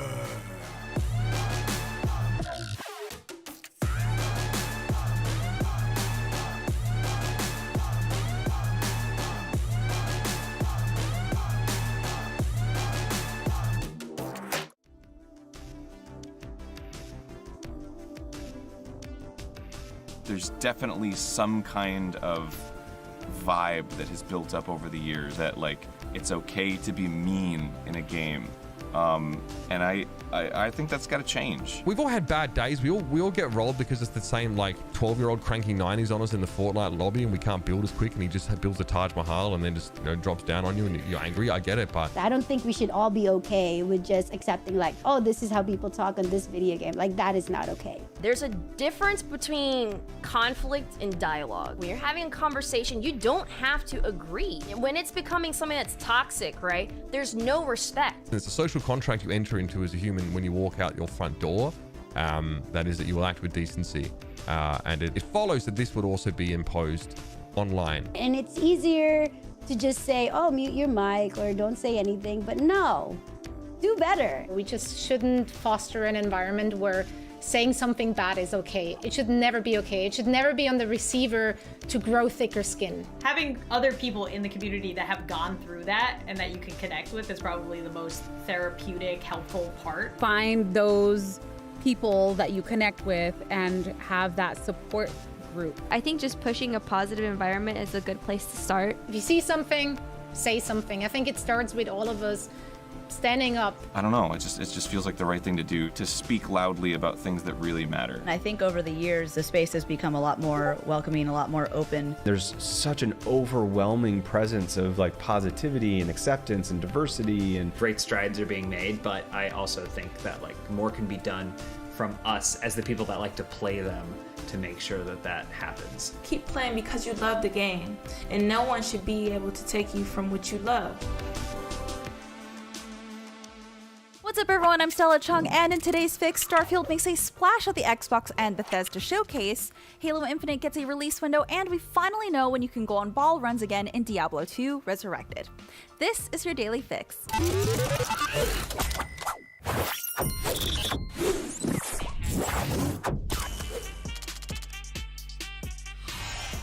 Microsoft came out swinging with a look at Bethesda's first new property in over 20 years, Starfield. The in-engine trailer begins on an alien planet aboard a vessel called the Constellation. The narrator talks about venturing into a field of stars, and we get a look inside the interior of the Constellation, which looks reminiscent of the space-age ships from the 60s. Beyond the cinematic trailer, we still don't know much about the gameplay itself. On stage, Todd Howard said that Starfield is about hope and shared humanity. Bethesda also confirmed separately that Starfield will be the first game created on its updated Creation Engine 2, which means improvement to graphical fidelity, among other things. A tweet shared by Bethesda Game Studios themselves stated, "We've spent years developing it to power the next generation of immersion and exploration." And yes, you'll be able to play it on Xbox consoles and PC when it lands on November 11th, 2022. That's not all Team Green had in store for fans, with a deeper look at Halo Infinite and its free-to-play multiplayer. Our first taste of Infinite's multiplayer came in the form of a fast-paced montage of match moments across a variety of maps. Cosmetic upgrades from Halo games past are making a return, as well as our favorite narrator. The free-to-play multiplayer suite will be crossplay and cross-progression. The experience will reportedly be optimized for every device: PC, Xbox One, Xbox Series X, and S. We also got a glimpse at the campaign with Master Chief using his grappling hook to pull himself through some zero-gravity wreckage. There seems to be a new AI construct working with the Master Chief, but judging by its dialogue, Cortana may still play a pivotal role in the story. Halo Infinite will be launching on Game Pass at release, but we just don't know when that release date is specifically, although they did say it was due this holiday after having been originally delayed out of fall 2020. With the remaster of Diablo 2 announced at BlizzConline earlier this year, fans have been wondering just when they can take on the forces of hell again, and we finally have an answer. Diablo 2 Resurrected is hitting consoles and PC on September 23rd. This HD remaster of the classic ARPG will be available on PC via Blizzard's Battle.net, and Xbox Series X and S, Xbox One, PS4, PS5, and Nintendo Switch. It will include both the Diablo 2 base game and Lord of Destruction expansion.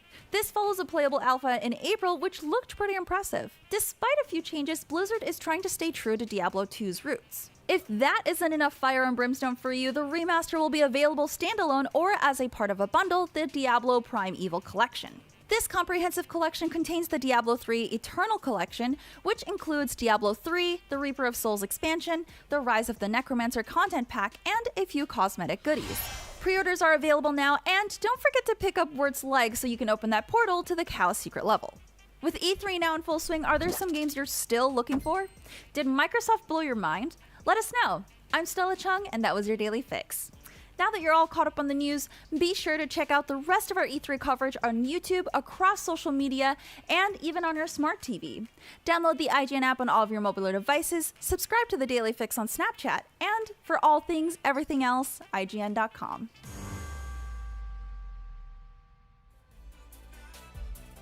Welcome back, folks. Freedom Games is our next developer coming up. And, you know, when you have games that are like called Cat Cafe Manager or Dog Shelter, I think we can assume that things are going to be pretty fun. So, folks, here's Freedom Games.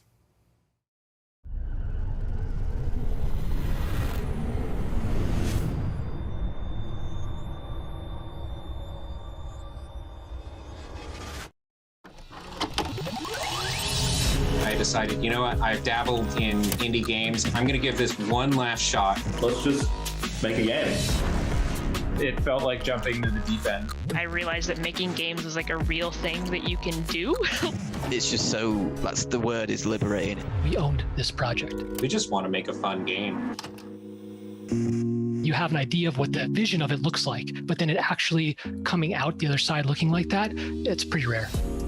I co-founded the studio with two of my friends. We had all worked at a company that did not end up turning out like, you know, any of us had hoped. So coming out of that experience, the three of us, we wanted to do something that felt a little bit more authentic to who we were and what we liked. Going into it, we knew that we had complementary skill sets. Having the kind of the core pillars of game design already there and having experience, we were able to cover a lot of bases. This is really the first time we've been able to pour so much of ourselves into the development of a game. I think I'm most proud of us being able to look at this game and know that we're hitting our own quality bar, especially for our first game.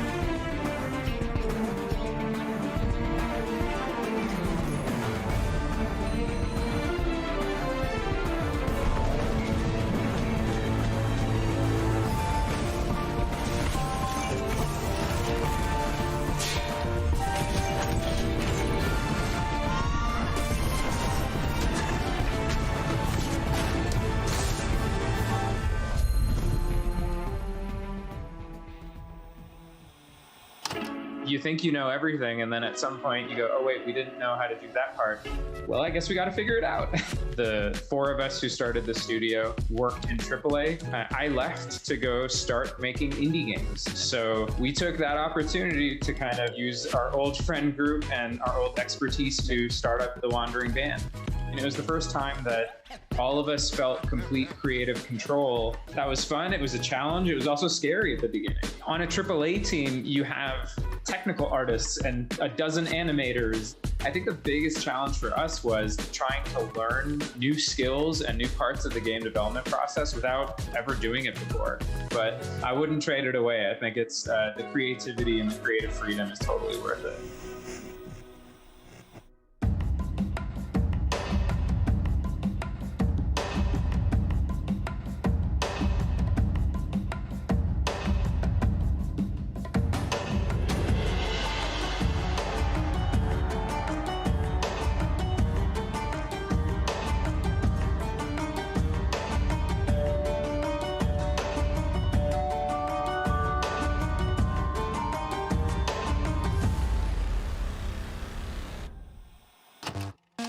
The retro games. These were our favorites. And we tried to combine a lot of different elements from different games and give it a unique touch.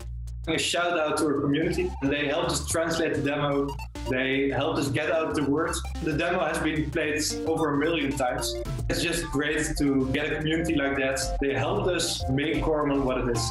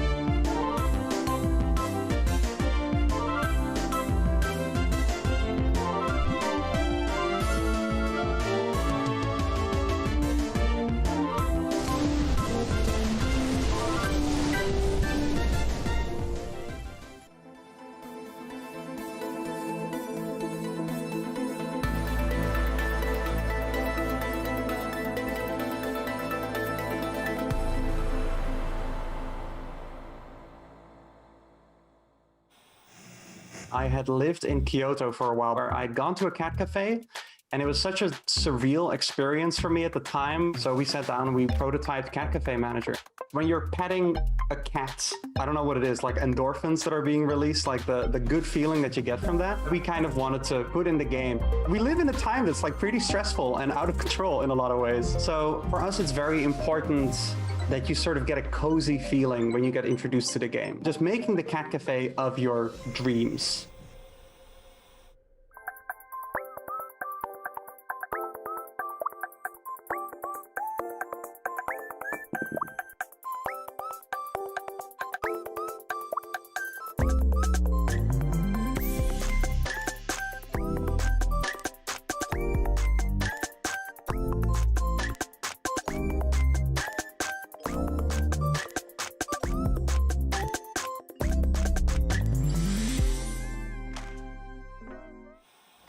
I'm from a really rural town. So is Tanner, the other lead developer on the game. We've been together since middle school, like I said. Yeah. There's no companies, right? There's no video game companies in Little Rock or the state of Arkansas. So we decided to just be the first. To the Rescue is where you play as somebody working in a dog shelter and taking on all the responsibilities that entails. People love dogs so much, but this is also about raising awareness, right? It's both of those things. There's diseases that can appear in the shelter. It's dirty, and adopters only want the cutest puppies, and they don't want the old dogs. Essentially, I just want people to walk away with more knowledge about the things we're representing. We've gotten a lot of people that work in real shelters that are like, I'm glad that you're doing this, because a lot of people don't realize how hard the work is and how thankless it is. So 20% of every dollar that Little Rock Games makes from this game is going to be going to the Pet Finder Foundation. The game is about being hopeful that you can improve your community in some small way.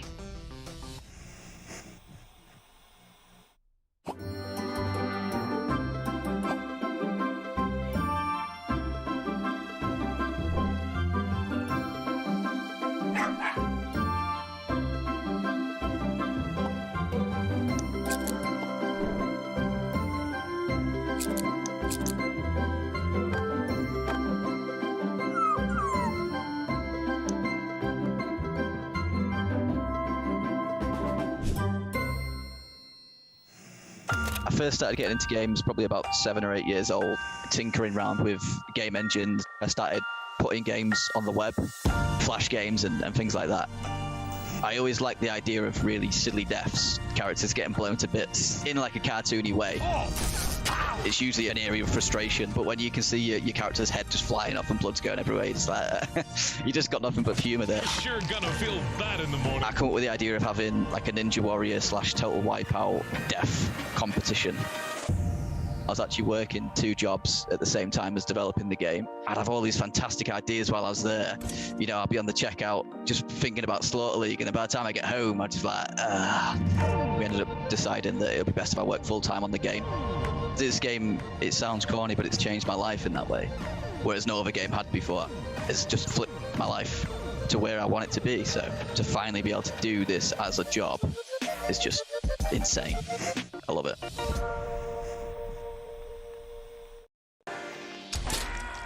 This is definitely like a good, just relax, chill in the evening, play with buds, laugh at stupid stuff kind of game.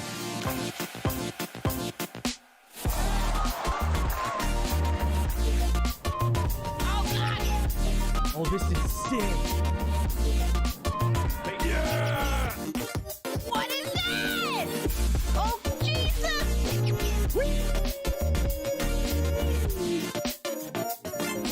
gonna be an absolute show.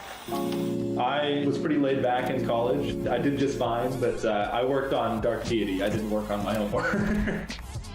None of us have ever worked on games at all. So for the majority of development, we worked on it in the dorm, yeah. And we would sort of just sit in the dorm room, just like, you know, typing, working away. I learned how to code for like a whole week. I just didn't leave my room, didn't eat, didn't do anything. You know, where we're at, we're all 23. 2 of us haven't even graduated college yet. To be at E3 is pretty exciting.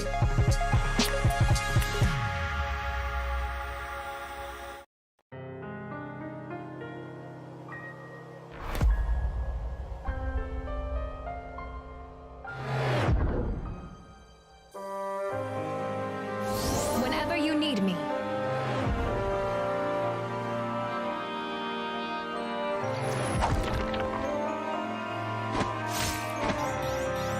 I should raise my rates.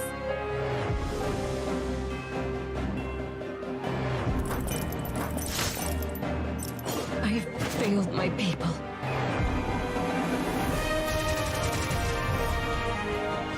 Weakness has consequences. This would make for a fine tale.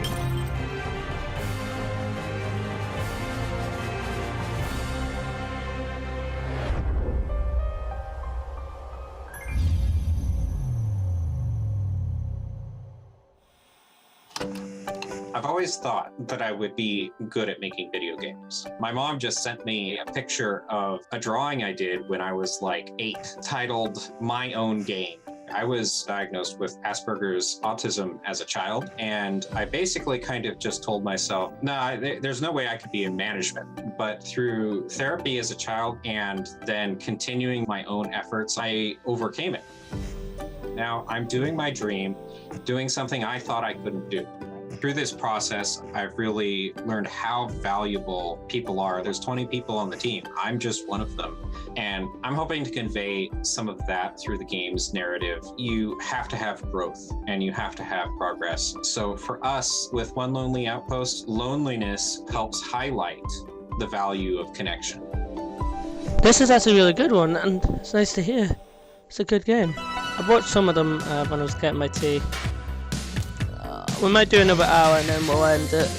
I can't show all of it. Tomorrow we'll definitely we're definitely going to do Nintendo and the Game Awards, but for now, hit that subscribe button, ring that notification bell, and yeah.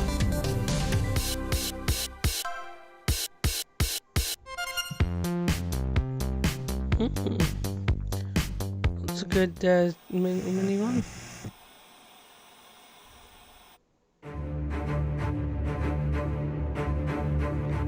So if nothing big comes in for the next hour, then I'm just going to end it.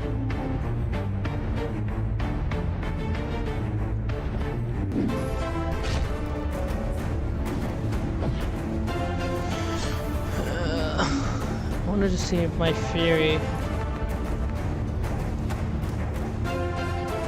Unless I missed it when I went to go and...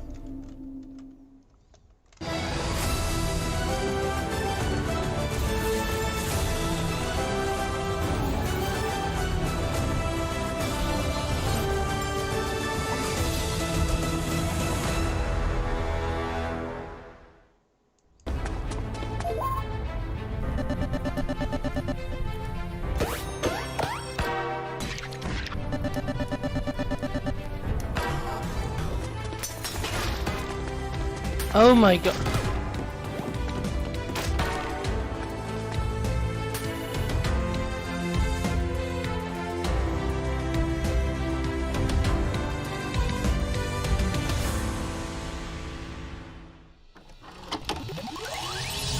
That took us a long time to get here. We put a lot of hard work into it. Shipping games brings tough times, but we've also seen like success together. Success for us is defined as being able to continue to do this because we really love it. We want to be what we know and be the best at that. Making something that people enjoy.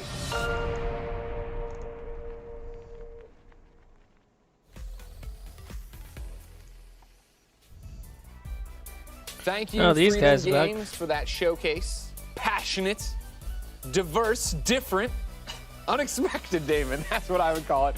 If you weren't paying attention, Freedom Games is providing 20% of the profits of To the Rescue to the Pet Finder Foundation. And now, gentlemen, it's time to react. I will start with, I don't know, maybe I won't speak for everybody. For Greg Miller, I wasn't that familiar with Freedom Games before leading this E3 2021. Oh, what's I am now the a name? Freedom Games Had fan. to go. Like, I liked what I saw there. Female. You're a freedom fighter. Reporter. Let's not go that far. I'm a lover, not a fighter. All right? I'm a freedom lover. All right, Is that better? Koraman, Cat Cafe manager, To the Rescue, and then Slaughter League all jump out at me. But you guys are the experts. Dan, what did you like? Well, first I have to give it up for To the Rescue. Not only is it a great way to support the Pet Finder Foundation, but I really like that kind of simulation game. You saw a great pairing there. Whether you're a cat fan or a dog fan, you can come together to celebrate these awesome pets with a fun, like, sort of management sim. It looks really up my alley. But I dropped my notes, so I'm just going to stick with those for the time being. I'll get them for you. Thank you so much. You're a dropped friend. this, King. Oh, thank you. Thank you. The one I really want to talk about, because Michael and I were geeking out about it, was Dark Deity. Yes. A strategy RPG that looks like very up the alley of anyone who likes Fire Emblem or things like that. Sure. I also like they have an XCOM-esque wound system, which I appreciate. Adds another layer to it, so looks pretty exciting. I thought it was cool. It was cool pixel art also, but also anime-style hand-drawn art that's going along with it too. Don't take that away from me, Damon. Listen, if y'all want to get my attention with your video game, if you have anime-style artwork for your characters, I'll at least give you my time of day. I'll say that much. That was the one. I mean, for Dark Deity, you went, ooh. I wrote my only note on Dark Deity is Mikey likes because you liked it. I mean, and Cat Cafe Manager. Yo, Freedom Games really hit me with my brand. Yeah, for sure. I love Cat. Dude, it's so cute. You know, Cat Cafe Manager. I've been to a Cat Cafe before. You know, you get a little coffee, you go pet the cats. If you're allergic, R.I.P. But that was really cute. It's obviously like a tycoon simulator management thing. And cute cats. Say less. Say less. Damon, you love cats. Did Cat Cafe Manager work for you? For sure. I've been to many a cat cafe, Greg. I have some ideas about how they might be run better. Well, here we go. See if you can put proof in the pudding and you get out there, you manage your own cafe. This fool's lying. No, it's true. Oh, okay. True. Yeah. Anything else stand out to you? I mean, the games are coming so quickly. You see, like, well, this game looks interesting, and then they're on to the next one. There was I think it's fair to say it's a Pokemon-like in there. Mon's even in the title. Koromon. Mon is in the title. Koromon, I think there's more to it than that. There's definitely like animal battling. Well, when it started, I was watching and he started like moving puzzles. Like, oh, I wrote very Zelda-like, and then it became Pokemon. I was like, oh, very Pokemon-like. Actually, I'm sorry, I got this one wrong.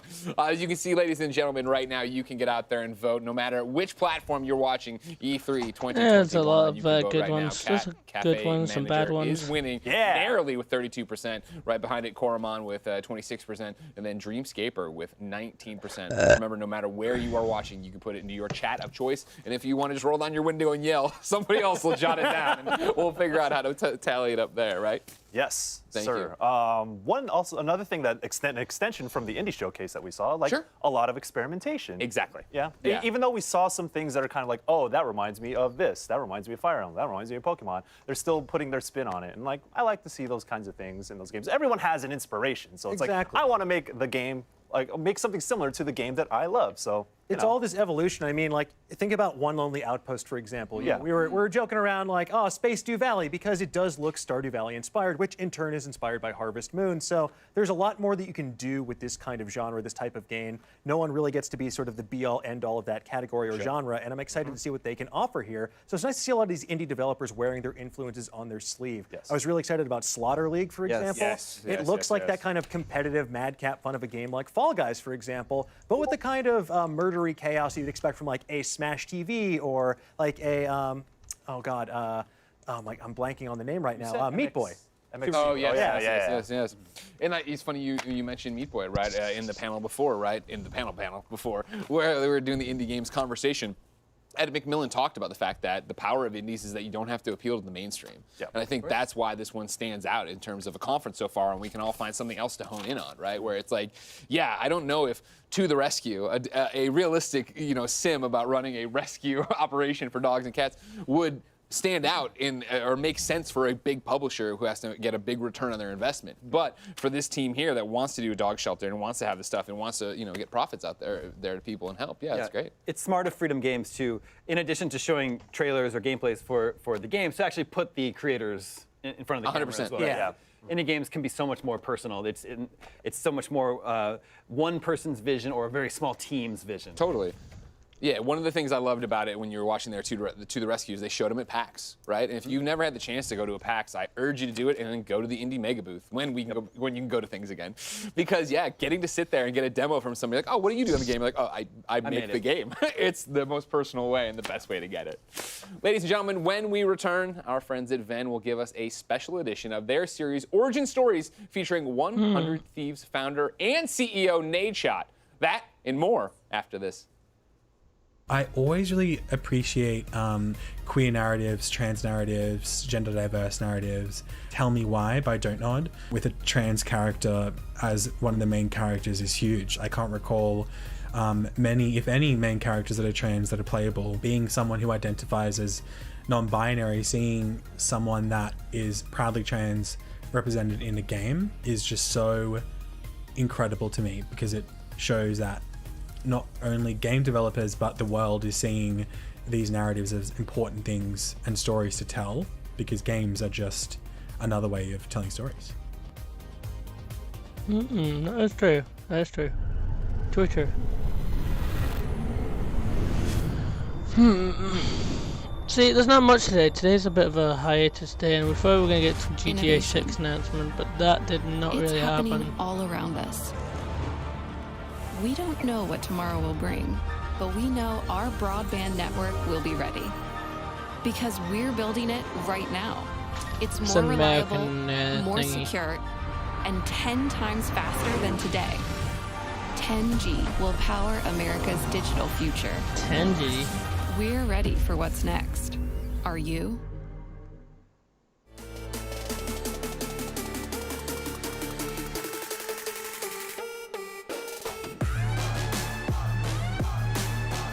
What happened to like 8? Oh, I'm at AG 8 and 7. Is 10G actually a thing? Hang on a minute. 10G. I had to look this up. This is the definition of clumsy. Awkward in movement or in handling. That's me. IGN Summer of Gaming has officially partnered with the ESA for E3 2021. IGN Summer of Gaming is now all summer long. From major press conferences and announcements at E3 2021 to the IGN Expo with exclusive gameplay and reveals to exciting first looks at the hottest new games and in-depth developer interviews, IGN Summer of Gaming has it all. IGN Summer of Gaming begins right now. Welcome back, everybody. Hello, hello. Now, we know a little bit about this topic, don't you think? Thing or two. In esports, the scene is becoming more than the teams, though. Esports orgs are making content, making apparel, and building a brand. One org taking this model to the next level is 100 Thieves, led by their CEO, Nadeshot. And Alex, you have covered all sorts of events with 100 Thieves. So what do you think is so special about this org and Nadeshot? Yeah, well, you know, I've known Nade for years at this point. You know, all the way back to when he was a competitor. I used to make the joke, he hates it when I say it, that he's America's favorite gamer. But you guys, he was, you know, at one point, he was like the biggest name in Call of Duty. He was one of the biggest names in esports, right? And he still continues to do that to this day. You know, and I'm so proud to be able to talk about a friend like this, because to see his success has truly been incredible. I could not be more proud of him. And 100 Thieves as an organization, you know, they had such a history, right? From an initial reveal that didn't go the way they wanted to this complete transformation of this brand with a lot of support from great figures in the entertainment and sports industry. It has become amazing what 100 Thieves has been able to accomplish with their drops. Like, they themselves, I feel like there have been a lot of great collaborations over time, but few have been able to make independent products, right? Without collaborations that are just, they're huge. The drops are massive, and their hoodies, their shirts, all the lines that they have, the talent that they sign, everything is done meticulously, and I give him a lot of credit for. Recently, Courage, another friend of mine, is alongside Valkyrie, who is an amazing figure in esports, becoming you know, co-CEOs in the company as well. 100 Thieves have just done incredible work in esports, and I give them a lot of credit for what they've done. No. I mean, honestly, I feel like they've paved the way for so many orgs. I feel like a lot of orgs modeled their formula of how to approach all these different things, like you were saying, merch and the content creators. But anyway, it's absolutely fascinating, and I'd love to hear more about it. So for more on the Nadeshot 100 Thieves and what's next, here's a special E3 edition and the Origin Story series from our friends at VENN.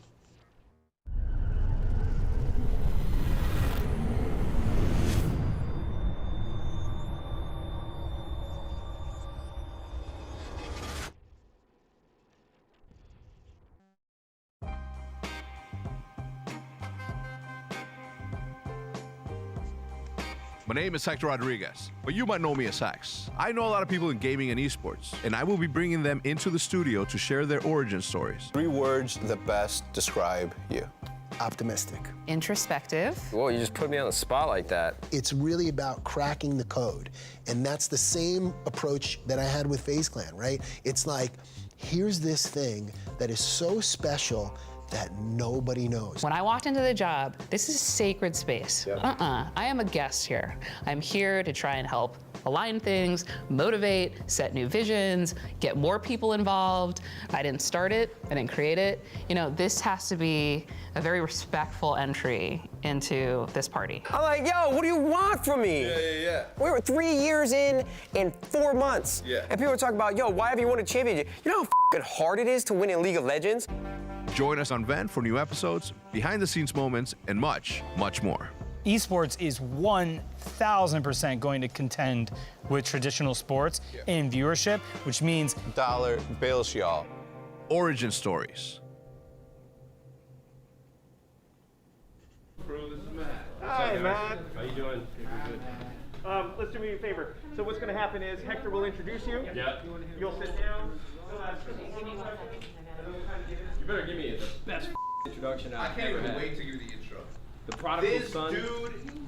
That was just Stab me in the back and I'm super excited. I'm getting mic'd up right now. I'm about to interview somebody that I've interviewed like 100 times, but I'm gonna try to make it super interesting by asking him questions and talking about that we haven't really ever talked about in public. There he is. Oh, I'm sweating. I am sweating. And I have to pee. Welcome back to another episode of Origin Stories here on VENN. My name is Hector Rodriguez. I am your host. Today I have the honor, the pleasure, the true pleasure actually, to introduce my little brother, someone who's near and dear to my heart, Mr. Nate Shot, Matt Haig, CEO of 100 Thieves. I mean, you do it all, baby. Why don't you come in and sit down? You were about to say Optic Nate Shot. You got real close to saying Optic Nate Shot. I almost did say You Optic stopped Nate yourself. Shot. Yeah, I did. Did you catch that? I did catch it. Usually, I like to start out this show by asking you 3 questions and then another question, but the main one is 3 words that best describe you. 3 words that describe me. Well, you just put me on the spot like that. All right, 3 words that describe 100 Thieves. That one's tough too. Let me think. Can you describe anything in 3 words? No, Okay. I'm not good at descriptive adjectives. Oh. Let me see. Give me 2 seconds. Let me spitball something that's. Well, because I don't like using 3 words because I'm confident in myself and I don't want to sound pompous. You know what I mean? No, you're in good company, babe. I would say goofy, impatient, yes, and squirrely. Squirrely's good. That's what you always called me. So. Yeah, but it wasn't because you were like your brain was elsewhere. It's just because at the look time, like a squirrel. At the time, you did. Chubby cheeks. Yeah, at the time, but now you've grown into a handsome man. Thank you. Who knows you better than anyone else? I would say, if you asked me that question like 8 years ago, I'd say you. When we were living in the Optic House. But now I have to give it to my girlfriend, Haley. Yeah. I mean, Haley can read all my emotions really well, and she's very patient, and she tolerates me. Yeah. Because she knows that sometimes I get angry, and sometimes I get sad, and sometimes I have a range of emotions where she is always just like that even keeled, you know what to expect, and I know how she's going to react when I am reacting to something. So I'd say Haley knows me best. So it's going to get boring. Let's see. 15 I think they've kind of wrapped up today, really. It feels like the big stuff. 2008, I might Call of Duty 4. check out later, You weren't in Gears of War. feels like all the big stuff My first is event kind was of MLG not Chicago happening 2007. today. St. Like, we Charles. thought we were going to St. get some Charles, big yeah. What the hell? How'd you know that? big, I know everything. Were stuff. you there? So I was I not. Do you know I am got my ass going beat? to pop I almost off. made the Pop championship off. bracket, top 16. Would have Thank been you for considered a joining. pro player. We're gonna Lost to Gringo Jr., who was like an 8-year-old kid. Oh, dude, he was like you can watch it. during Call of Duty 2. I heard I'll about that host dude. it. Yeah, Right. kid was nasty. Yeah,